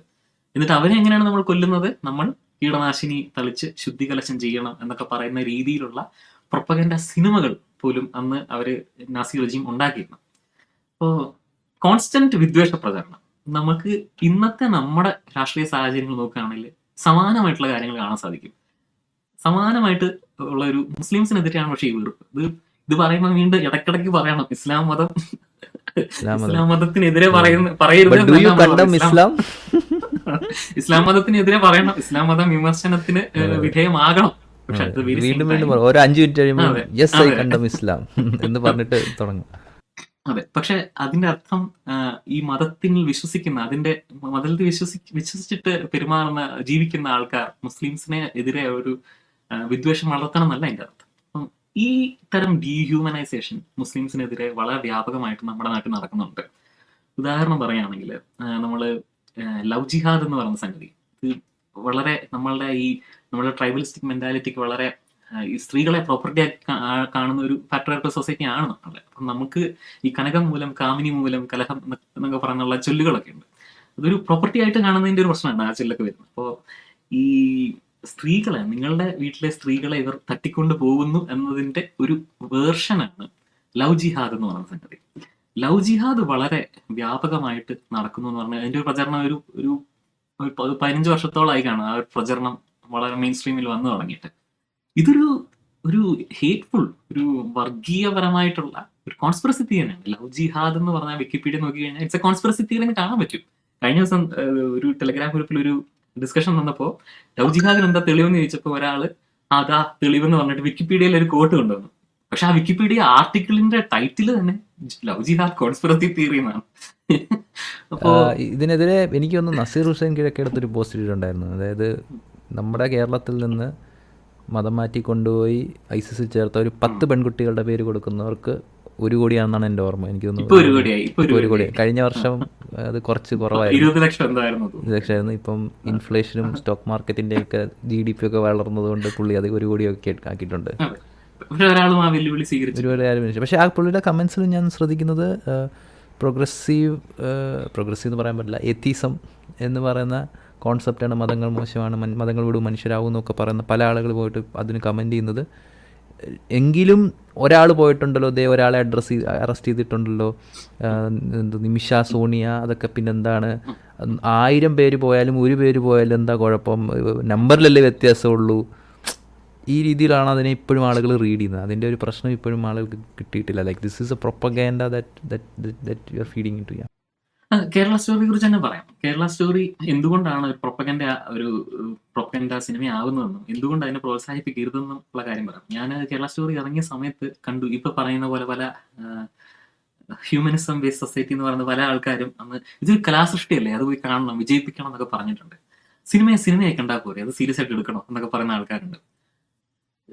ഇവര് ആം, ഈ പറയുന്ന നാസി ജർമ്മനി പോയിട്ട് ഗീബിൾസിന്റെ പ്രൊപ്പഗൻഡ സിനിമ, അതൊരു സിനിമയല്ലേ, അത് റൺ ചെയ്തിട്ട് എല്ലാരും പോയി കണ്ട് വിജയിപ്പിക്കൂ എന്ന് പറയുമോ ഇവര്? അങ്ങനെ പറയൂ ഇവര്? ചിലപ്പോൾ അപ്പോ പറയാമെന്ന് എനിക്ക് തോന്നുന്നത്. ചിലപ്പോ പറഞ്ഞിട്ടില്ല. അതെ. അപ്പോ ഈ ഇത് കേരള സ്റ്റോറി നമ്മളെ ഒരു ഓക്കെ, നമ്മുടെ കേരളത്തിൽ ഇസ്ലാമിക തീവ്രവാദമുണ്ട്, ഇന്ത്യയിൽ ഇസ്ലാമിക തീവ്രവാദമുണ്ട്. ഇന്ത്യയിൽ നിന്ന് ISSലേക്ക് ഒരുപാട് പേര് പോയിട്ടുണ്ട്. കേരളത്തിൽ നിന്ന് മാത്രമല്ല, തമിഴ്നാട്ടിൽ നിന്ന് പോയിട്ടുണ്ട്, UP നിന്ന് പോയിട്ടുണ്ട്. എനിക്കൊന്ന് ഏറ്റവും കൂടുതൽ പേര് കേരളത്തിൽ നിന്ന് UP എന്നാണ് എൻ്റെ ഒരു ഓർമ്മ. ഇതൊരു പ്രശ്നമാണ്, ഇസ്ലാമിക തീവ്രവാദം എന്നുള്ള ഒരു പ്രശ്നമാണ്. അത് നമ്മൾ എതിർക്കേണ്ട ഒരു കാര്യമാണ്. പക്ഷെ ഈ കേരള സ്റ്റോറി നമ്മൾ അതിന്റെ പലരും അതിനെ സപ്പോർട്ട് ചെയ്യുന്നവർ ഇത് നടന്ന സംഭവമല്ല, അപ്പൊ അത് പറയണ്ടേ എന്നുള്ള രീതിയിലാണ് പറയുന്നത്. പക്ഷെ അത് കോണ്ടെക്സ്റ്റിൽ നിന്ന് അടർത്തി മാറ്റിയിട്ടാണ് ആ സംസാരം. കാരണം ഇത് കേരളത്തിനെതിരെ ഒരു പ്രൊപ്പഗൻഡ ഉണ്ട് ഇന്ത്യയുടെ പൊളിറ്റിക്കൽ സിനാരിയോയിൽ. കേരളം എന്ന് പറയുന്നത് തീവ്രവാദികളുടെയും മുസ്ലിംസിന്റെയും ഒരു വലിയൊരു താവളം, ഒരു ഹബ്ബാണ്. കമ്മ്യൂണിസ്റ്റ് മുസ്ലിം ആൾക്കാരായിട്ടുള്ള വളരെ എക്സ്ട്രീമിസ്റ്റുകളുടെ ഒരു ഹബ്ബാണ്. പിന്നെ അതുപോലെ കുറച്ച് ബുദ്ധിജീവികൾ, ഇവരൊക്കെ പ്രശ്നക്കാരാണ് എന്ന് പറയുന്ന ഒരു കൺസെപ്റ്റ് നിലവിലുണ്ട്.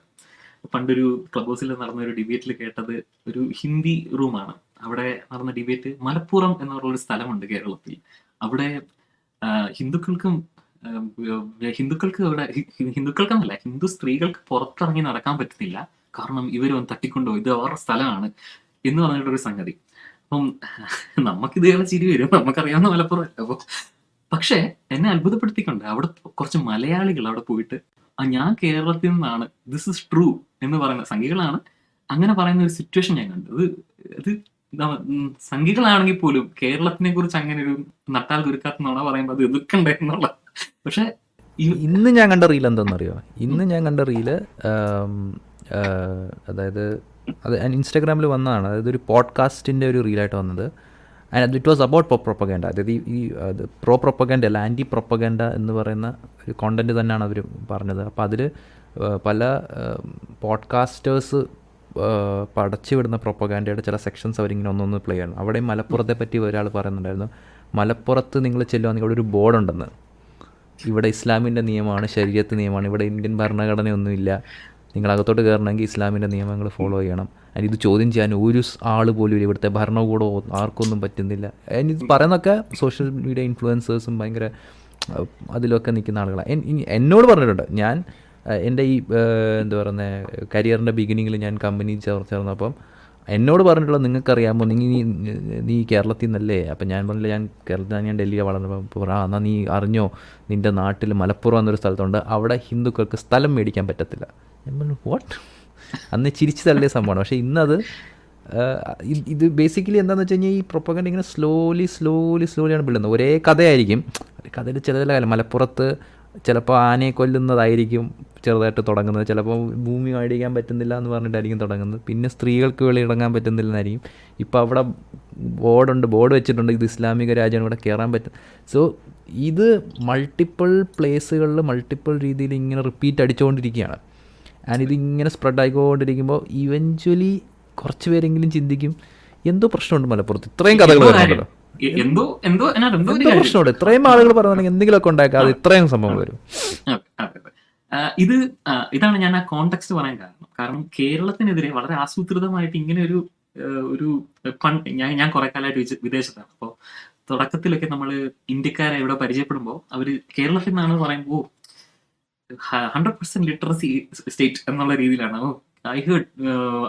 പിന്നെ പറയുന്നത് എന്താ വെച്ചാൽ അവിടെ ഒരു വിനോദയാത്രയ്ക്ക് പോകാനുള്ള സ്ഥലങ്ങളുണ്ട്, മൂന്നാർ, ഇതൊക്കെയാണ് നമ്മൾ കേരളത്തിൽ നിന്നാണ് പറയുന്നത്. അപ്പോൾ നമുക്ക് കേൾക്കുമ്പോൾ നമുക്ക് സന്തോഷമാണ്, നമുക്ക് കേരളത്തിനെ കുറിച്ച് നല്ലൊരു മതിപ്പുണ്ടെന്നാണ് നമ്മൾ വിചാരിക്കുന്നത്.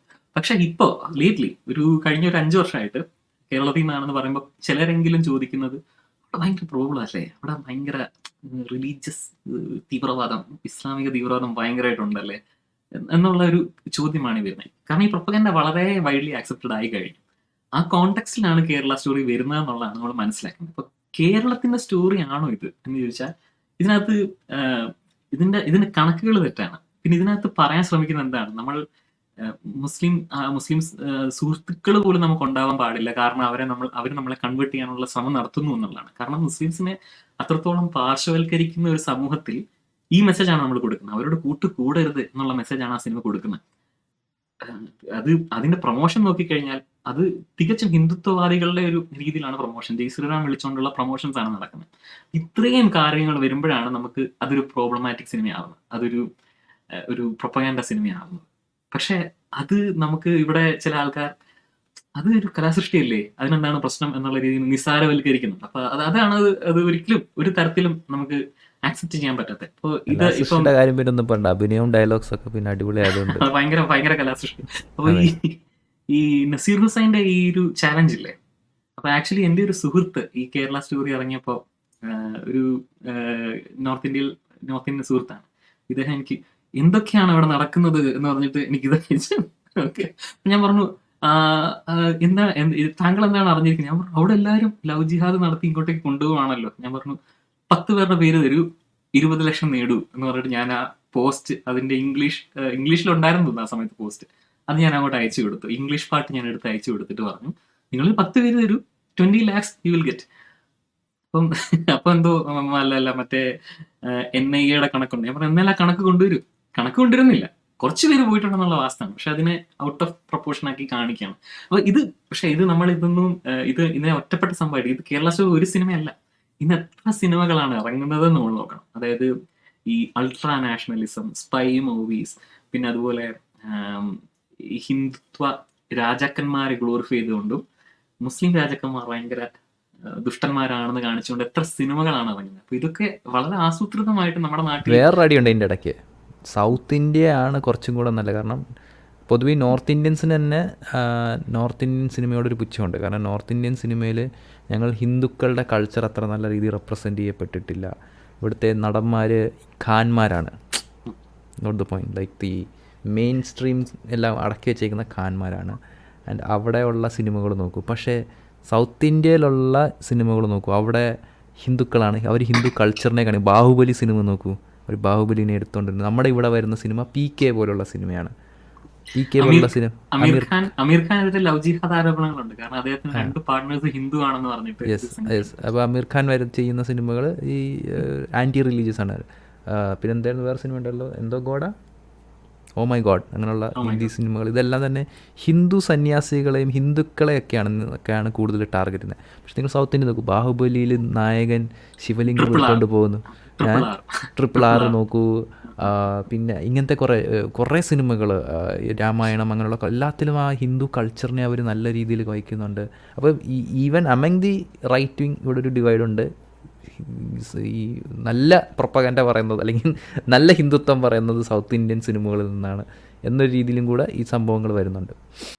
നിർഭാഗ്യവശാൽ സൗത്ത് ഇന്ത്യ ഇപ്പം അത് സ്റ്റാർട്ട് ചെയ്തിട്ടുണ്ട്, അങ്ങനെയുള്ള സിനിമകളുടെ പ്രൊഡക്ഷൻ സ്റ്റാർട്ട് ചെയ്തിട്ടുണ്ട് അൺഫോർച്ചുനേറ്റ്ലി.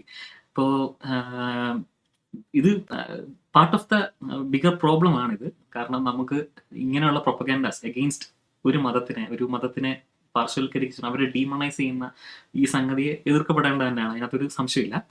പിന്നെ അതുപോലെ വേറൊരു സംഗതിയാണ് ഈ ഹിന്ദുത്വ പോപ്പ് സോങ്സ്. അത് കേട്ടിട്ടുണ്ടോ? പാട്ടുകൾ, ഹിന്ദുത്വ പോപ്പ്. കെ പോപ്പ് എന്ന് കേട്ടിട്ടില്ലേ? അതുപോലെ H പോപ്പ് ഉണ്ട്. H പോപ്പ് എന്ന് പറഞ്ഞൊരു സംഗതിയുണ്ട്. അത് ഹിന്ദുത്വ ഗാനങ്ങൾ, അത് അവിടെ പല സ്ഥലങ്ങളിൽ ഇലക്ഷൻ പ്രചരണങ്ങളിലൊക്കെ യൂസ് ചെയ്യുന്ന ഒരു സംഗതിയാണ്. ഇതിനകത്തൊക്കെ തന്നെ ഇസ്ലാമോഫോബിക് കണ്ടന്റ് ആണുള്ളത്.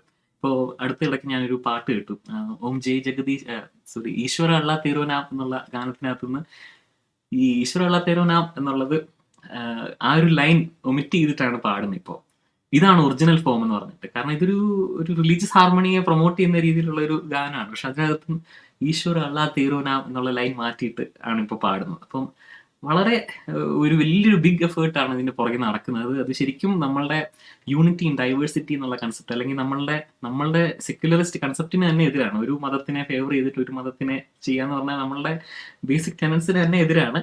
അതിനെ എതിർക്കുക തന്നെ ചെയ്യണം. പക്ഷെ ഇതൊക്കെ പറയുമ്പോൾ നമുക്കെതിരെ വരുന്ന ഒരു ആരോപണമുണ്ട്, അത് നമുക്കിനി അഡ്രസ് ചെയ്യാം. അതെന്താന്ന് വെച്ചാൽ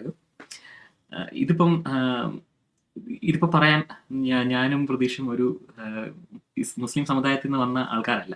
പക്ഷെ നമ്മൾ ഇസ്ലാമോഫോബിക്കെതിരെ നമ്മൾ സംസാരിക്കുന്നുണ്ട്. അപ്പോൾ ഇതിന് പറയുന്ന ഒരു കോൺസ്പിറസി, ഇതിന് വേറൊരു കോൺസ്പിറസി, ഇതൊരു പ്രൊപ്പഗൻഡ ഉണ്ട് ഇതിന് പിന്നിൽ. അതിന് പറയുന്ന പേരാണ് ഇസ്ലാമോ ലെഫ്റ്റ് കോൺസ്പിറസി എന്ന് പറയുന്ന സാധനം. ഇസ്ലാമോ ലെഫ്റ്റ് ആണ് നമ്മളൊക്കെ. അപ്പോൾ ഇവരുടെ കണ്ണിൽ ഇസ്ലാമോ ലെഫ്റ്റ് കേട്ടിട്ടുണ്ടോ അത് ആ ഒരു ആരോപണം? ഈ ഇസ്ലാമിക് ലെഫ്റ്റ് ആയിട്ടുള്ള ആളുകൾ ഇങ്ങനെ ഓരോന്നോരോന്നൊക്കെ പറഞ്ഞ് ഇസ്ലാമിനെ തഴുകുന്നു. ഇപ്പോഴത്തെ ഇടതുപക്ഷം എന്ന് വെച്ച് കഴിഞ്ഞാൽ ഇസ്ലാമാണ്, ഇസ്ലാമോ ലെഫ്റ്റ് ആണ്. വേറൊന്നും കൂടെ ഉണ്ട് കേട്ടോ. ഇന്ന് ഞാൻ കേട്ടൊരു സംഭവം എന്ന് വെച്ച് കഴിഞ്ഞാൽ ഹിന്ദു നാമധാരികളായിട്ടുള്ളവർ ഇസ്ലാമിനെ വിമർശിക്കാൻ മടിക്കുന്നതിൻ്റെ കാരണം അവർ വിമർശിച്ചു കഴിഞ്ഞാൽ സംഘിയായി പോകുമോ എന്ന് ഭയന്നിട്ടോ എന്നുള്ള ഉള്ളിലൊരു ഭയമുള്ളത് കൊണ്ടാണ് അവർ ഇസ്ലാമിനെ വിമർശിക്കാൻ മടിക്കുന്നത് എന്നൊരു പുതിയൊരു തിയറി കൂടെ ഞാൻ ഇന്ന് കേട്ടോ. ഇന്ന് ലേറ്റസ്റ്റ് ഒരു കുറച്ച് മണിക്കൂർ മുമ്പ് കേട്ടാ. ഞാൻ ഈ ഇസ്ലാമോ ലെഫ്റ്റിന്റെ ഒരു ചരിത്രം പറയാം. ഇസ്ലാമോ ലെഫ്റ്റ് എന്നുള്ള വാക്ക് പ്രധാനമായിട്ടും നമ്മുടെ ഡിസ്കോഴ്സിൽ വരുന്നത്, ഇനിഷ്യലി വരുന്നത് അത് ഫ്രാൻസിലാണ്. ഇതിന്റെ ഇത് ഉരുത്തിരിഞ്ഞാണ്. ഫ്രാൻസിലാണ് ഇസ്ലാമോ ലെഫ്റ്റ് എന്നുള്ള കൺസെപ്റ്റ്. കാരണം ഫ്രാൻസിൽ ഒരുപാട് ഇസ്ലാമിനെ സംബന്ധിച്ചുള്ള ഡിബേറ്റ്സ്, അവിടെ ഒരുപാട് ഇമിഗ്രേഷൻ ഉണ്ട്, അതുപോലെ തന്നെ ചാർലി ഹെബ്ഡോ പ്രശ്നങ്ങളുണ്ട്. അപ്പോൾ ഇസ്ലാമിക ഫണ്ടമെന്റലിസം വേഴ്സസ് ഒരു അവിടെയുള്ള ഒരു അതിനെ എങ്ങനെ ഡീല് ചെയ്യണം എന്നുള്ള ഒരു ഡിബേറ്റ് അവിടെ ഭയങ്കരമായിട്ട് നടക്കുന്നത്. അപ്പോൾ ഒരു വിഭാഗം പറയുന്നത്, ഫാർ റൈറ്റ് വിഭാഗം തീർച്ചയായിട്ടും ഇമിഗ്രേഷൻ സ്റ്റോപ്പ് ചെയ്യണം, മുസ്ലിംസ് ആർ പ്രോബ്ലമാറ്റിക് എന്നുള്ള രീതിയിലാണ്. പക്ഷേ അവിടുത്തെ അക്കാഡമിക്സ് ആക്ച്വലി ഇസ്ലാം എന്നുള്ള മതത്തിനെ സ്വീകരിക്കണ്ട, പക്ഷെ നിങ്ങൾ ഇസ്ലാമോഫോബിയ പറയരുത്, മുസ്ലിംസിനെ അതായത് ഓരോ പ്രശ്നങ്ങളിൽ ഓരോ ജിയോ പൊളിറ്റിക്കൽ ടെൻഷൻസ് നിന്ന് ജീവൻ കൊണ്ട് വരുന്ന ഇമിഗ്രൻസിനെ, റെഫ്യൂജീസ് ആയിട്ട് വരുന്നവരെ വേണ്ട എന്ന് പറയുന്നത് ശരിയല്ല. അപ്പോൾ ഇസ്ലാമോഫോബിയ പാടില്ല എന്നുള്ളൊരു നിലപാടാണ് അവിടുത്തെ അക്കാഡമിക്സും അവിടുത്തെ ഇന്റലിജൻസിയും സ്വീകരിച്ചിട്ടുള്ളത്. അത് എല്ലായിടത്തും അങ്ങനെ തന്നെയാണ് ശരിക്കും. അപ്പോൾ അവിടെ വന്നൊരു സംഗതി, ഈ ഒരു വിഭാഗത്തെ, അതായത് ഫ്രഞ്ച് ജനതയിൽ തന്നെയുള്ള ഇന്റലിജൻസിയ അല്ലെങ്കിൽ അവിടെ വന്നിട്ടുള്ള ഒരു ആന്റി ഇന്റലക്ച്വൽ ഒരു ടേമാണ് ഇസ്ലാമോ ലെഫ്റ്റ് എന്ന് പറയുന്നത്. അത് അക്കാഡമിക്സിനെ പറയാൻ വേണ്ടിയിട്ടാണ് അവിടെ തുടങ്ങിയത്. ഇത് ആക്ച്വലി ക്യൂരിയസ്ലി ഇത് നമുക്ക് എല്ലായിടത്തും കാണാം. ഇത് US-ലാണെങ്കിലും ഇന്ത്യയിലെ സെറ്റപ്പിൽ കാണാം. ഉദാഹരണം പറയുകയാണെങ്കിൽ അയോധ്യ ടെമ്പിളിന്റെ വിഷയം. അപ്പോൾ അത് ഈ അടുത്തിടയ്ക്ക് അയോധ്യ അമ്പലമാണത് വീണ്ടും ആ സബ്ജക്റ്റ് വന്നല്ലോ. അപ്പോൾ ചില ആൾക്കാർ പറയുന്ന ഒരു വളരെ വിചിത്രമായിട്ടുള്ളൊരു വാദം, അത് വലതുപക്ഷ ചിന്തകരാണ്, ഞങ്ങൾക്ക് പക്ഷമില്ല, ഞങ്ങൾ ചായാത്ത ആൾക്കാരാണെന്ന് പറയുന്ന വലതുപക്ഷ ചിന്തകരാണ് ഇത് പറയുന്നത്. അവരുടെ വാദം എന്താണെന്ന് വെച്ചാൽ, ശരിക്കും ഈ ബാബറി മസ്ജിദ് വിഷയത്തിൽ കുറ്റക്കാര് ഹിന്ദുക്കളല്ല, മുസ്ലിംസുമല്ല, യഥാർത്ഥ കുറ്റക്കാര് ഇവിടുത്തെ ഹിസ്റ്റോറിയൻസ് ആണ്. Marxist historians, leftist historians. Exactly, അതാണ് എനിക്ക് പറയാനുള്ളത്. ചരിത്രകാരന്മാരാണ് എല്ലാം കൊണ്ട് അല്ലാതെ ഇവിടുത്തെ വർഗീയതയല്ല. അതെ, ഇതൊരു വളരെ വിചിത്രമായ വാദമാണ്. കാരണം എന്താണ് സംഭവിച്ചെന്ന് എല്ലാവർക്കും അറിയാം. അവിടെ ഒരു വർഗീയ പ്രശ്നമാണ്.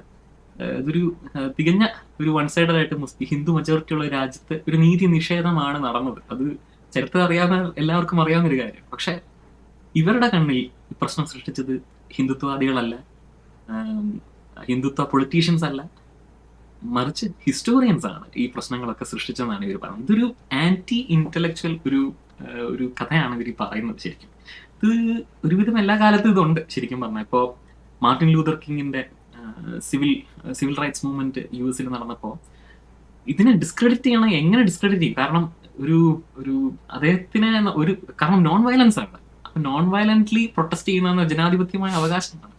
അമേരിക്ക പോലൊരു രാജ്യത്ത് അതിനെ എതിർക്കാൻ പറ്റില്ല. എങ്ങനെ ഇതിനെ ഡിസ്ക്രെഡിറ്റ് ചെയ്യണം നമ്മൾ? അപ്പൊ അവിടുത്തെ അന്നത്തെ FBI ഒക്കെ ആലോചിച്ച് ഡിവൈസ് ചെയ്ത് ഉണ്ടാക്കിയൊരു സംഗതിയാണ്, ഇത് കമ്മ്യൂണിസ്റ്റ് ആണെന്ന് പറഞ്ഞാൽ മതി. ഇവര് ഇതിനകത്ത് കമ്മ്യൂണിസ്റ്റ് പ്രൊപ്പഗൻഡയാണ് ഇത്. അതായത് അവർക്ക് ബേസിക് അവകാശങ്ങൾക്ക് വേണ്ടിയുള്ള ആ സമരം കമ്മ്യൂണിസ്റ്റ് സമരമാക്കി മാറ്റിയിട്ട് അതിനെ ഡിസ്ക്രെഡിറ്റ് ചെയ്യുന്ന ഒരു പരിപാടി അവിടെ അന്ന് അവർ ചെയ്തിരുന്നു. അപ്പോൾ ഇത് പലപ്പോഴും ഇങ്ങനെ ആവർത്തിച്ചാവർത്തി മക്കാർത്തിസം എറയിൽ ഇത് തന്നെ സംഭവിച്ചിരുന്നു. ഈ മാർട്ടിൻ ലൂതർ കിങ്ങിന്റെ സമരത്തിൽ, ബ്ലാക്ക് ലൈവ്സ് മാറ്റർ സമരത്തിൽ സംഭവിച്ചിരുന്നു. അന്ന് പറയുന്നത് ഇതിന്റെ ലീഡേഴ്സ് ഒക്കെ മാർക്സിസ്റ്റ് ആണ്. ആണെങ്കിൽ എന്താണ് അവർ പറയുന്ന കാര്യം ശരിയല്ലേ? ഈ മാർക്സിസ്റ്റ് ആണെങ്കിൽ തന്നെ എന്താണെന്നുള്ളതാണ് ചോദ്യം. കർഷക സമരം ലീഡ് ചെയ്തത് ഖാലിസ്ഥാനി തീവ്രവാദികളാണ്. ഓക്കെ, അങ്ങനെ ഇത് ഈ പറയുന്ന സമരത്തിന് കാര്യമുണ്ടോ, പ്രസക്തി ഉണ്ടോ എന്ന് മാത്രം നോക്കിയാൽ മതി. പക്ഷെ അതിന് പകരം ഇതിനെ എങ്ങനെ ഡിസ്ക്രെഡിറ്റ് ചെയ്യാം എന്നുള്ളതാണ് ചിന്ത. അപ്പൊ ഇവിടെ ഈ ആന്റി ഇന്റലക്ച്വലിസം എന്ന് പറയുന്നത്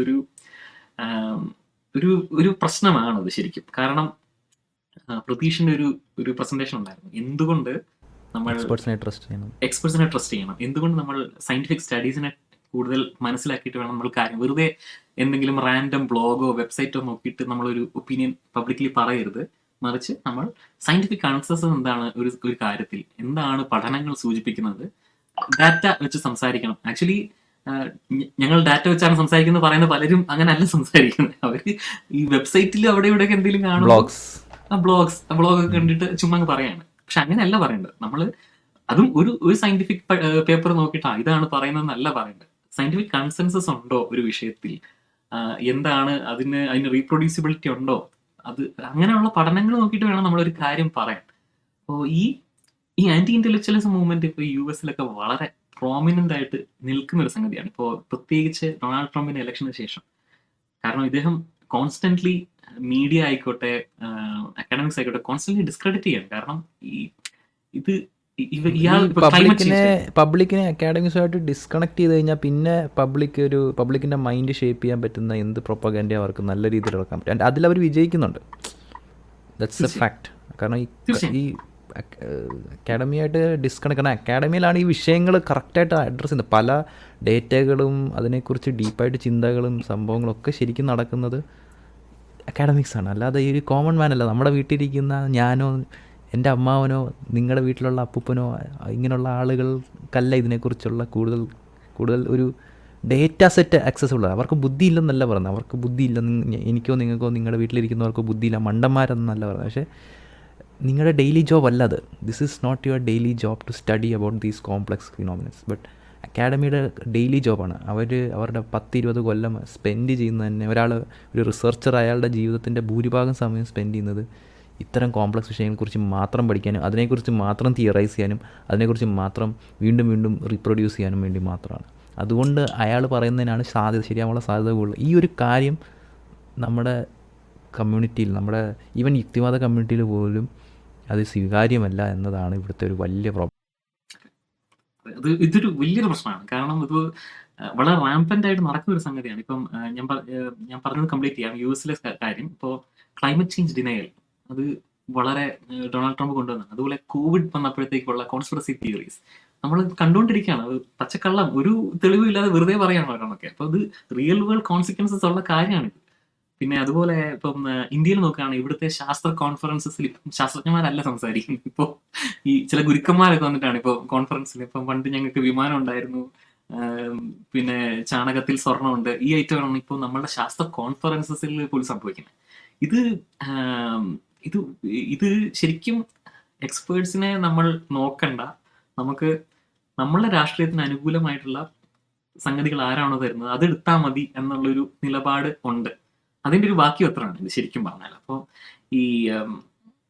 ഇതിനകത്തൊരു ക്ലിയർ ഡിവിഷൻ നമുക്ക് കാണാൻ സാധിക്കും. അത് റൈറ്റ് വിങ് ലെഫ്റ്റ് വിങ് എന്ന് നോക്കിക്കഴിഞ്ഞാൽ ആരാണ് ഈ കോൺസ്പിറസി തിയറീസ് അല്ലെങ്കിൽ ഇങ്ങനെയുള്ള ഈ എക്സ്പെർട്സിനെ ട്രസ്റ്റ് ചെയ്യാത്തതെന്ന് നോക്കിക്കഴിഞ്ഞാൽ ഓവർവെൽമിംഗ്ലി അത് റൈറ്റ് വിങ് ആണ്. അതിന് ഞാനൊരു ഗ്രാഫ് നമുക്ക് ഇതിനകത്ത് എഡിറ്റിംഗിൽ നമുക്ക് ഇടാം. ഒരു ഗ്രാഫ് ഉണ്ട്, ഒരു പഠനമുണ്ട്, എന്താണ് ഈ ആന്റി ഇന്റലക്ച്വൽസ് എവിടെയാണ് കൂടുതലുള്ളത് എന്നുള്ളത്. അതുപോലെ ഈ ഇസ്ലാമോ ലെഫ്റ്റ് എന്ന് ഞാൻ നേരത്തെ പറഞ്ഞില്ലേ, ഫ്രാൻസിലുള്ള സംഗതി, അതിന്റെ അത് ഫ്രാൻസിലെ പല മിനിസ്റ്റേഴ്സും ഇസ്ലാമോ ലെഫ്റ്റ് ഭയങ്കര പ്രശ്നമാണെന്ന് പറഞ്ഞപ്പോൾ അവിടുത്തെ ഒരു സയൻസിന്റെ ഒരു ഓർഗനൈസേഷൻ അതിന് ഒന്ന് സ്റ്റഡി ചെയ്തു. അതിനെക്കുറിച്ച് സ്റ്റഡി ചെയ്തപ്പോൾ അവർക്ക് കാണാൻ സാധിച്ചത് ഈ ഇസ്ലാമോ ലെഫ്റ്റ് എന്നുള്ളത് ഒരു സയന്റിഫിക് റിയാലിറ്റി അല്ല. അവിടെ ശരിക്കും ഒരു ഒബ്ജക്റ്റീവ് ഫാക്ട് അല്ല അത്. അങ്ങനെ ആരും അക്കാഡമിക്സിൽ ആരും ഇസ്ലാം അടിപൊളിയാണ്, ഇസ്ലാമിനെ സംരക്ഷിക്കണം എന്ന് പറയുന്ന ഒരു സംഗതി ഇല്ല. ശരിക്കും ഇതൊരു ഫാർ റൈറ്റ് കോൺസ്പിറസി ആണെന്നാണ് അവർ കണ്ടെത്തിയത്. അവർ നോക്കിയപ്പോൾ ഇത് വരുന്നത്, ഈ വാക്ക് ഏറ്റവും കൂടുതൽ യൂസ് ചെയ്ത് ആരാണെന്ന് നോക്കിയപ്പോൾ മറീൻ ലെ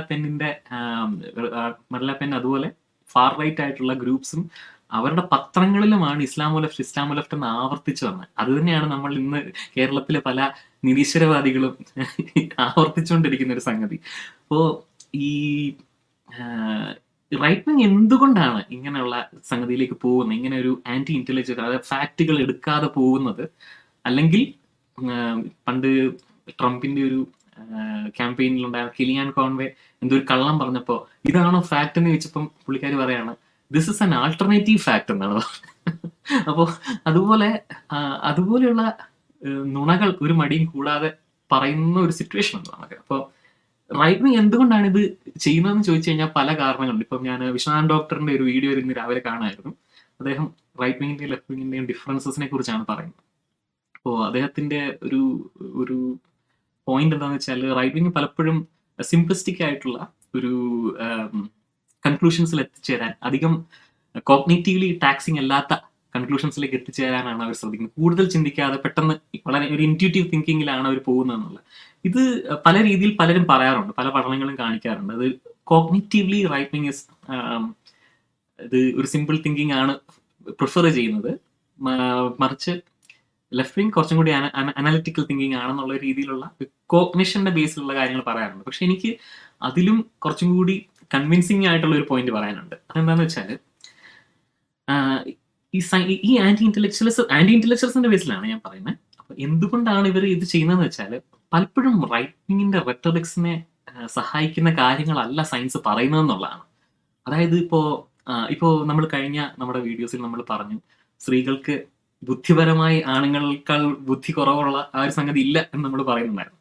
പക്ഷെ റൈറ്റ് വിങ്ങിനെ സംബന്ധിച്ച്, ഒരു ട്രഡീഷണലിസ്റ്റിനെ സംബന്ധിച്ച് അങ്ങനെയാണ്, ആണുങ്ങൾക്കാണ് കഴിവ് കൂടുതൽ, സ്ത്രീകൾക്ക് ചില പ്രത്യേക മേഖലകളിൽ കിച്ചണിലും കുട്ടികളെ നോക്കുന്നതിലുമേ കഴിവുള്ളൂ എന്നാണ് അവർ ധരിച്ചിരിക്കുന്നത്.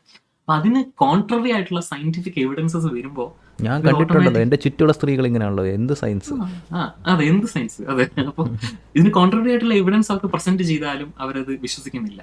അപ്പോ പിന്നെന്താണ്, ഇപ്പോ പലപ്പോഴും ഇതിൻ്റെ ഈയിടയ്ക്ക് ഇന്നലെ ഞാനൊരു സംഭവം നടന്ന ഞാൻ പറയാം. അതായത് എൻ്റെ കഴിഞ്ഞ വീഡിയോ അഡൾട്ട് ഹ്യൂമൻ ഫീമെയിൽ എന്നുള്ള സംഭവം ഒരു വാട്സപ്പ് ഗ്രൂപ്പിൽ ചർച്ച ചെയ്യുമ്പോൾ അവിടെ ഞാൻ പറഞ്ഞു, നോക്കൂ, അഡൾട്ട് ഹ്യൂമൻ ഫീമെയിൽ എന്ന തിയറി ശരിയാണെങ്കിൽ നമ്മൾ എക്സ്പെക്ട് ചെയ്യുന്ന ചില കാര്യങ്ങളുണ്ട്, പക്ഷേ നമ്മൾ അതിന് വിരുദ്ധമായിട്ടുള്ള ഡേറ്റ കാണുന്നു. ദിസ് ഇസ് ലൈക്ക് ഈ അഡൾട്ട് ഹ്യൂമൻ തിയറിക്ക് എക്സ്പ്ലെയിൻ ചെയ്യാൻ പറ്റാത്ത ഫാക്ട്സ് ഇതാണ് argument for doubting adult human female theory.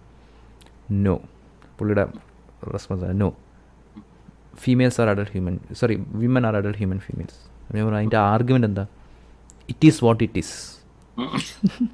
My brain is the answer. I am the answer. My brain.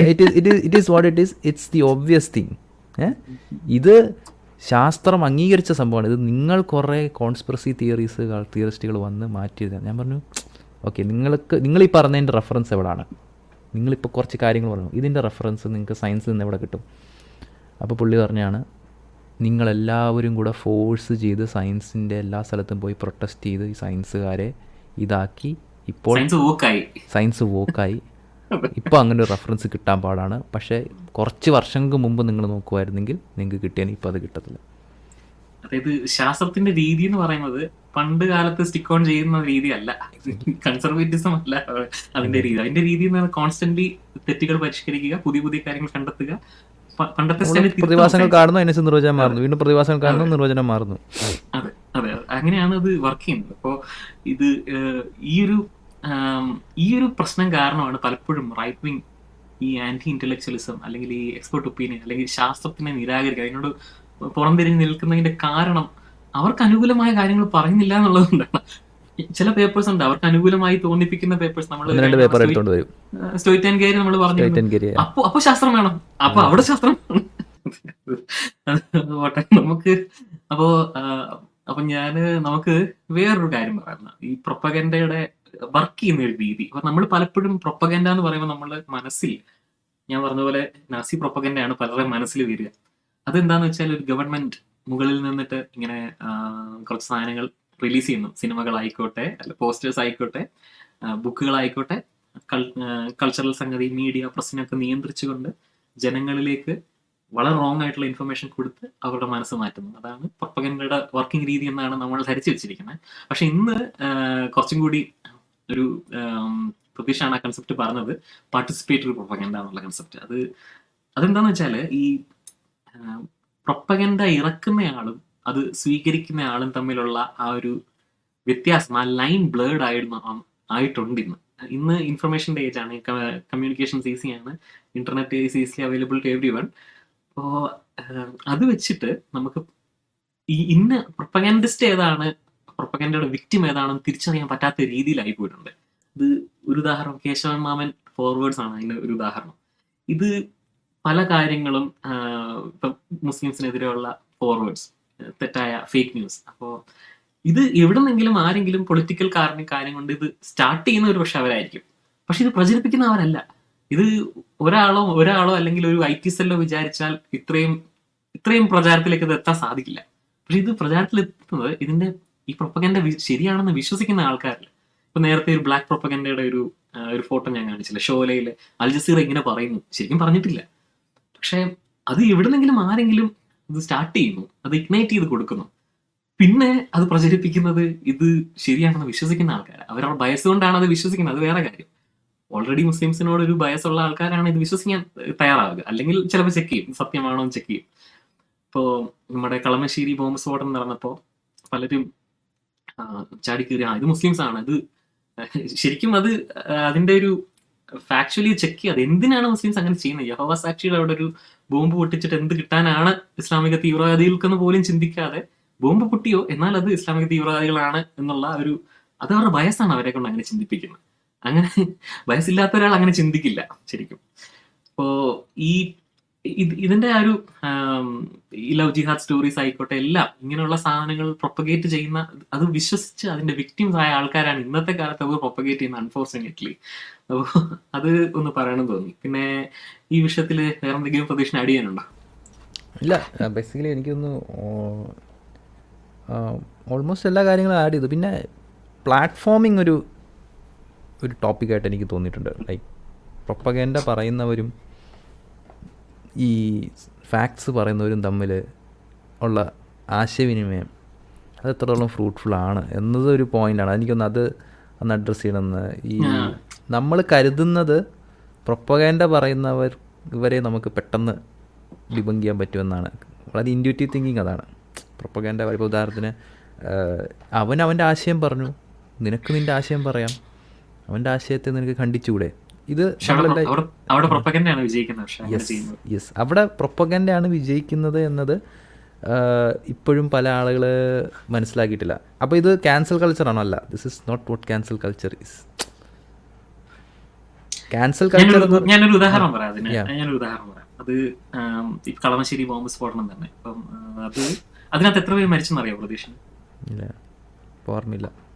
പക്ഷെ ഒരു ഇസ്ലാമിക തീവ്രവാദിയാണ് അത് ചെയ്യുന്നതെങ്കിൽ പ്രതീക്ഷന് കൃത്യമായിട്ട് അത് ഓർമ്മ ഉണ്ടായിരുന്നതിന്. കാരണം അത് ന്യൂസ് സൈക്കിളിൽ നിന്ന് പോവില്ല, ഇപ്പോഴും ആൾക്കാർ പറഞ്ഞുകൊണ്ടിരുന്നതിന്. അതുകൊണ്ടാണ് അത് ന്യൂസ് സൈക്കിളിൽ നിന്ന് പോകാൻ കാരണം. അതൊരു മുസ്ലിം അല്ല ചെയ്തത് എന്നുള്ളതുകൊണ്ടാണ് അത് വന്നു. അതൊരു ന്യൂസ് ആയത് എവിടം വരെ ആയിരുന്നു ആ ന്യൂസ് സൈക്കിൾ പോയത്? മുസ്ലിം അല്ല എന്നത് വരെ. കറക്റ്റ്, അവിടം വരെയാണ് ആ ന്യൂസ് സൈക്കിൾ പോയത്. അവിടം വരെ പോയത് എന്തായിരുന്നു എന്ന് വെച്ചാൽ, ഇതൊരു ഹമാസ് തീവ്രവാദികൾ ചെയ്തതാണ്, ഇതെന്തോ യഹോവ സാക്ഷി എന്ന് പറയുന്നത് ജൂതന്മാരായിട്ട് ബന്ധമുള്ള ആരോ ആണ്, ഇങ്ങനെയൊക്കെ പറഞ്ഞിട്ടാണ് ന്യൂസ് പോയത്. അപ്പൊ ഇതിനകത്തൊരു പ്രശ്നം എന്താണെന്ന് വെച്ചാല്, ഇതൊരു പ്രൊപ്പഗൻഡ, ഒരു ഹേറ്റ് സംഗതിയാണ്. ഒരുപാട് ഇപ്പൊ ഇവിടെ നമ്മുടെ നാട്ടിൽ ഇലക്ഷൻ രാജീവ് ചന്ദ്രശേഖരനെ പോലുള്ള ആൾക്കാരൊക്കെ ഈ ഒരു വർഗീയ ഫേക്ക് ന്യൂസ് പ്രചരിപ്പിച്ചിരുന്നു. ഇതിന്റെ പ്രശ്നം എന്താണെന്ന് ഞാൻ പറയാം. കാരണം ഞാൻ നേരത്തെ പറഞ്ഞ പോലെ എനിക്ക് കുറച്ച് നോർത്ത് ഇന്ത്യൻ സുഹൃത്തുക്കളുണ്ട്. ഞാൻ ഒരാളോട് സന്ദർഭവശാല് ഇതിനെക്കുറിച്ച് സംസാരിച്ചപ്പോൾ അദ്ദേഹം എന്നോട് ചോദിച്ചു, അത് ഇസ്ലാമിക തീവ്രവാദികൾ ചെയ്താണല്ലോ. ഞാൻ പറഞ്ഞു, നിങ്ങൾ ന്യൂസ് കാണുന്നില്ല, അതല്ല, അങ്ങനെ ആയിരുന്നില്ല, അത് വേറൊരാളാണ് ചെയ്തതെന്ന് ചോദിച്ചപ്പോൾ ആണോ, ശരി. കാരണം എന്താണെന്ന് വെച്ചാൽ, ഈ കേരളം വിട്ടിട്ട് ഈ സ്റ്റോറി പോയത് ഇത് ഹമാസ് തീവ്രവാദികൾ ചെയ്ത, ഇസ്ലാമിക തീവ്രവാദികൾ ചെയ്ത ഒരു സംഗതിയായിട്ടാണ് കേരളം വിട്ട് ഈ ന്യൂസ് പോയിട്ടുള്ളത്. പക്ഷെ അതിനൊരു തിരുത്തൽ വന്നിട്ടില്ല. കാരണം തിരുത്തേണ്ട ആവശ്യമില്ല, അവരുടെ ലക്ഷ്യം അതാണ്. ഈ ന്യൂസ് പോർട്ടൽസും അല്ലെങ്കിൽ ട്വിറ്റർ ഹാൻഡിൽസും അവരുടെ ലക്ഷ്യം നിറവേറ്റി. ആ ഫേക്ക് ന്യൂസ് അവർ പ്രചരിപ്പിച്ചു, ആൾക്കാരെ വിശ്വസിച്ചു, അത് കഴിഞ്ഞു. അതിന്റെ സത്യാവസ്ഥ എന്താണെന്ന് ബോധ്യപ്പെടുത്തേണ്ടതിന് ബാധ്യത അവർക്കില്ല. മനസ്സിലായി? അപ്പോൾ കള്ളം കാട്ടുതീ പോലെ പടരുന്നു, സത്യം രാവിലെ എഴുന്നേറ്റ് വരുമ്പോഴത്തേക്കും കാട്ടുതീ പോലെ കള്ളം പടർന്നിട്ടുണ്ട്. ഇതാണ് അതിനകത്തെ പ്രശ്നം. നമുക്ക് ഇതിനെ നമ്മൾ ഈ പറയുന്നത് പോലെ ഇതിനെ കൗണ്ടർ ചെയ്യുക എന്ന് പറയുന്നത് വലിയ ബുദ്ധിമുട്ടുള്ള ഒരു കാര്യമാണ്. സംസാരിച്ചുകൊണ്ടിരിക്കണം, അത് വേണ്ടെന്നല്ല, പക്ഷെ ഇതാണ് അതിനകത്ത് ഒരു പ്രശ്നം. ഇതിനെ പ്രതിരോധിക്കുക അത്ര എളുപ്പമല്ല. ഇത് ജനങ്ങൾക്ക്, അതായത് ഇത് വിശ്വസിക്കുന്ന ആൾക്കാർ, ഈ കേശവൻ മാമന്മാർ എന്ന് നമ്മൾ പറയുന്ന ആൾക്കാർ, അല്ലെങ്കിൽ ഇത് ഈ ഒരു വാർത്ത എങ്ങനെയാണ് സത്യമാവുന്നത് കള്ളമാവുന്നത് മനസ്സിലാക്കേണ്ട ആ ഒരു വിദ്യാഭ്യാസമാണ് ലഭിക്കേണ്ടത്. ശരിക്കും നമ്മൾ ആ വിദ്യാഭ്യാസമാണ് അവർക്ക് കൊടുക്കേണ്ടത്. അടുത്ത തവണ ഒരു ന്യൂസ് കാണുമ്പോൾ ഇത് സത്യമാണോ കള്ളമാണോ എന്ന് മനസ്സിലാക്കാനുള്ള ബോധ്യം ഒരാൾക്ക് ഉണ്ടാക്കിയെടുക്കണം. അത് വലിയ പാടുള്ള കാര്യം. കാരണം നമുക്ക് ഓൾറെഡി ബയസ് ഉണ്ടെങ്കിൽ നമുക്ക് ഫേവറബിൾ ആയിട്ടുള്ള സ്റ്റോറി നമ്മൾ വിശ്വസിക്കും. അതാണ് അതിനകത്തെ പ്രശ്നം. അത് മാത്രമല്ല, അതിലും മെയിനായിട്ട് ഇതിൻ്റെ ഒരു ഫണ്ടമെൻ്റൽ അസംഷൻ നമ്മൾ എടുക്കുന്നുണ്ട്.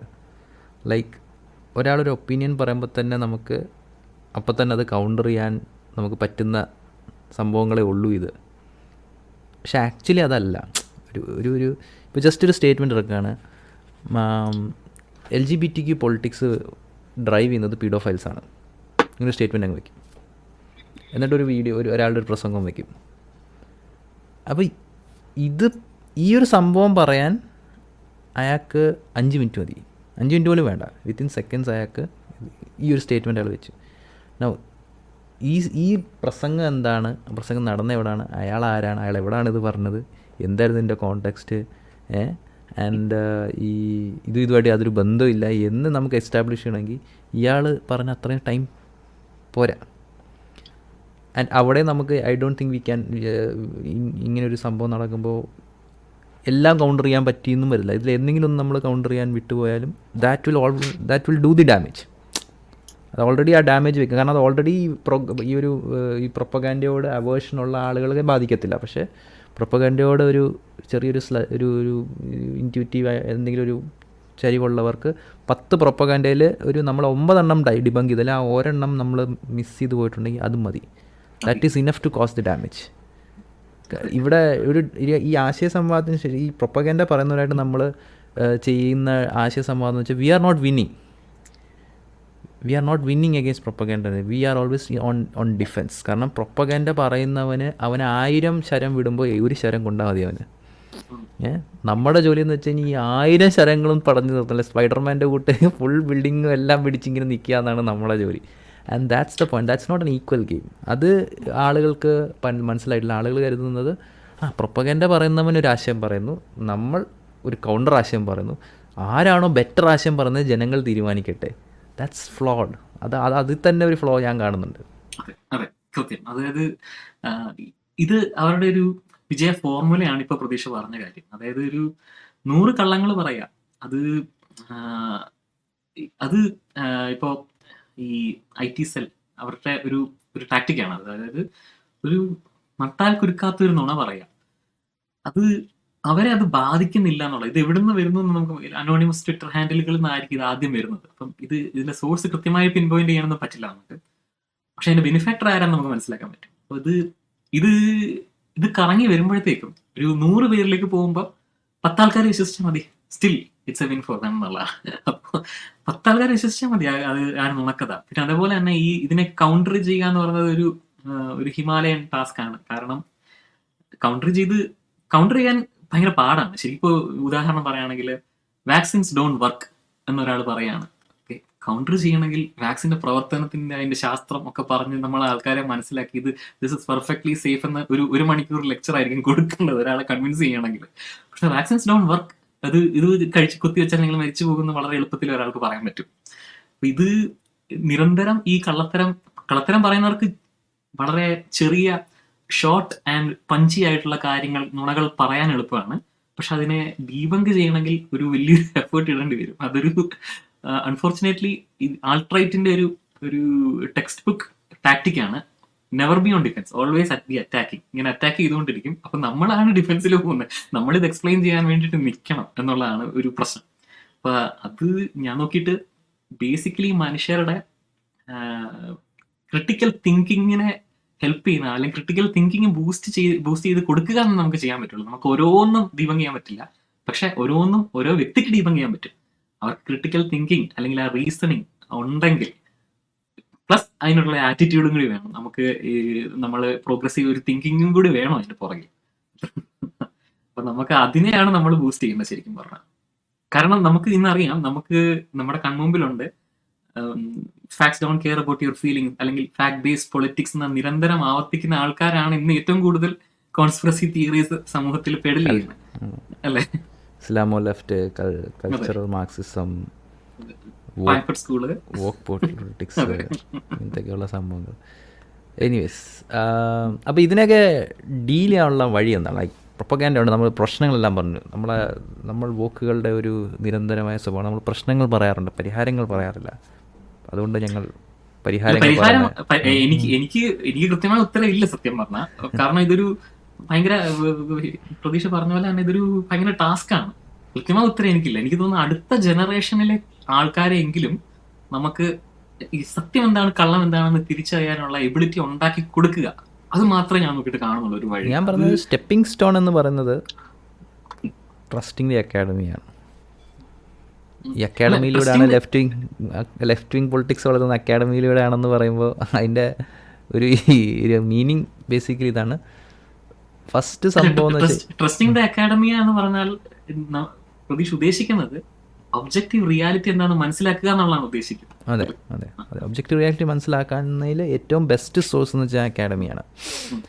ആൻഡ് അവിടെ നിന്നായിരിക്കും നമുക്ക് കൃത്യമായിട്ട് അവിടെ പ്രശ്നങ്ങളില്ലാന്നൊന്നും പറഞ്ഞില്ല, ഫ്ലോലെസ്സായിട്ടുള്ള ഒരു സംഭവമാണ് അക്കാഡമി എന്ന് പറഞ്ഞു കഴിഞ്ഞാൽ. ദൈവത്തിൽ നിന്ന് കിട്ടുന്ന ഒരു ഇൻഫർമേഷൻ പോലൊരു സംഭവമാണ് നല്ല നമ്മൾ പറയുന്നത്. നമുക്ക് അവൈലബിൾ ആയിട്ടുള്ള അതിൽ ഏറ്റവും ബെസ്റ്റ് അതാണ് എന്ന് നമ്മൾ അതിനെ എടുക്കാം. പക്ഷേ അവിടെ നിന്ന് വേണം തുടങ്ങാൻ. നമ്മളൊരു ഒരു വിഷയം വരുമ്പോൾ ആ വിഷയത്തെപ്പറ്റി എന്താണ് പൊതു അഭിപ്രായങ്ങൾ, എന്താണ് അവിടെ നടന്ന പഠനങ്ങൾ, എന്താണ് അത് ചെക്ക് ചെയ്തിട്ട് പിന്നെ അതിൻ്റെ പുറത്ത് ബിൽഡ് ചെയ്തിട്ട് വേണം നമ്മൾ തുടങ്ങാൻ എന്നേ എനിക്ക് പറയാൻ പറ്റത്തുള്ളൂ. അത് നമ്മൾ എപ്പോഴും റിപ്പീറ്റ് ചെയ്യുന്നുണ്ട്. പക്ഷേ ഇപ്പോൾ കളിയാക്കാറുണ്ട് ആളുകൾ. ഇപ്പം പ്രതീക്ഷ ആണെങ്കിൽ ഇപ്പം ഏതോ ഒരു ശാസ്ത്രത്തിന് ഇങ്ങനെ പറഞ്ഞു എന്ന് മാത്രമേ പ്രതീക്ഷ പറയത്തുള്ളൂ, അല്ലാതെ പ്രതീക്ഷ ഒന്നും പറയാറില്ല എന്ന് കളിയാക്കുന്നു. പക്ഷേ വേറൊരു കളിയാക്കൽ പറയാം, റെഫറൻസ് ചോദിക്കുന്നു, എന്ത് വെച്ചിട്ടുണ്ട് റെഫറൻസ് ചോദിക്കും. അതൊരു ആ ഒരു സംഭവങ്ങളൊക്കെ നമ്മൾ എടുക്കുന്നുണ്ട്. പക്ഷേ നമ്മൾ എന്തുകൊണ്ടാണ് അത്ര അഗ്രസീവ്ലി പുഷ് ചെയ്യുന്നത് വെച്ച് കഴിഞ്ഞാൽ ഈ ഒരു രീതി വേണം സമൂഹത്തിൽ. അറ്റ്ലീസ്റ്റ് യുക്തിവാദ പ്രസ്ഥാനങ്ങൾ, നിരീശ്വരവാദ പ്രസ്ഥാനം, ഇവിടെ ആ ഒരു കൾച്ചർ വന്നാൽ മാത്രമേ അത്തരം ആഖ്യാനങ്ങൾ വളരത്തുള്ളൂ. ഇപ്പോഴത്തെ പ്രധാന പ്രശ്നം ഇതിനൊക്കെ മാറി ബ്ലോഗുകളും സദ്ഗുരു മോഡൽ ചിന്തകളും വരുന്നു എന്നതാണ്. അത് മാറി പഠനങ്ങൾ എന്താണ് സാമൂഹ്യ ശാസ്ത്ര പഠനങ്ങൾ, അതിന് വില കൊടുക്കേണ്ടതുണ്ട്. ബയോളജിയും സംഭവങ്ങളും മാത്രം ഇമ്പോർട്ടൻ്റ് ആയിട്ട് എടുക്കുന്നു. സാമൂഹ്യ ശാസ്ത്രത്തിലുള്ള പഠനങ്ങൾ, ധാർമ്മികതയുടെ ഉള്ള പഠനങ്ങൾ, പൊളിറ്റിക്കൽ സയൻസിലൊന്നും തന്നെ ഒരു ഇമ്പോർട്ടൻസും ഉള്ളൂ. അതിനൊന്നും നമ്മൾ നോക്കേണ്ടതേ ഇല്ല എന്നുള്ള രീതിയിലേക്ക് വരുന്നു. എനിക്ക് തോന്നുന്നു അതൊരു സ്റ്റാർട്ടിങ് പോയിൻ്റ് ആണ് എന്തോന്നു. ഈവൻ ദോ അതൊരു ഫുൾ പ്രൂഫ് സൊല്യൂഷൻ അല്ല, എന്നാലും അറ്റ്ലീസ്റ്റ് ബെറ്റർ ദാൻ ദിസ് എന്നാണ് എനിക്ക് തോന്നിയിട്ടുള്ളത്. കൺക്ലൂഡ് ചെയ്യാൻ തോന്നുന്നത്.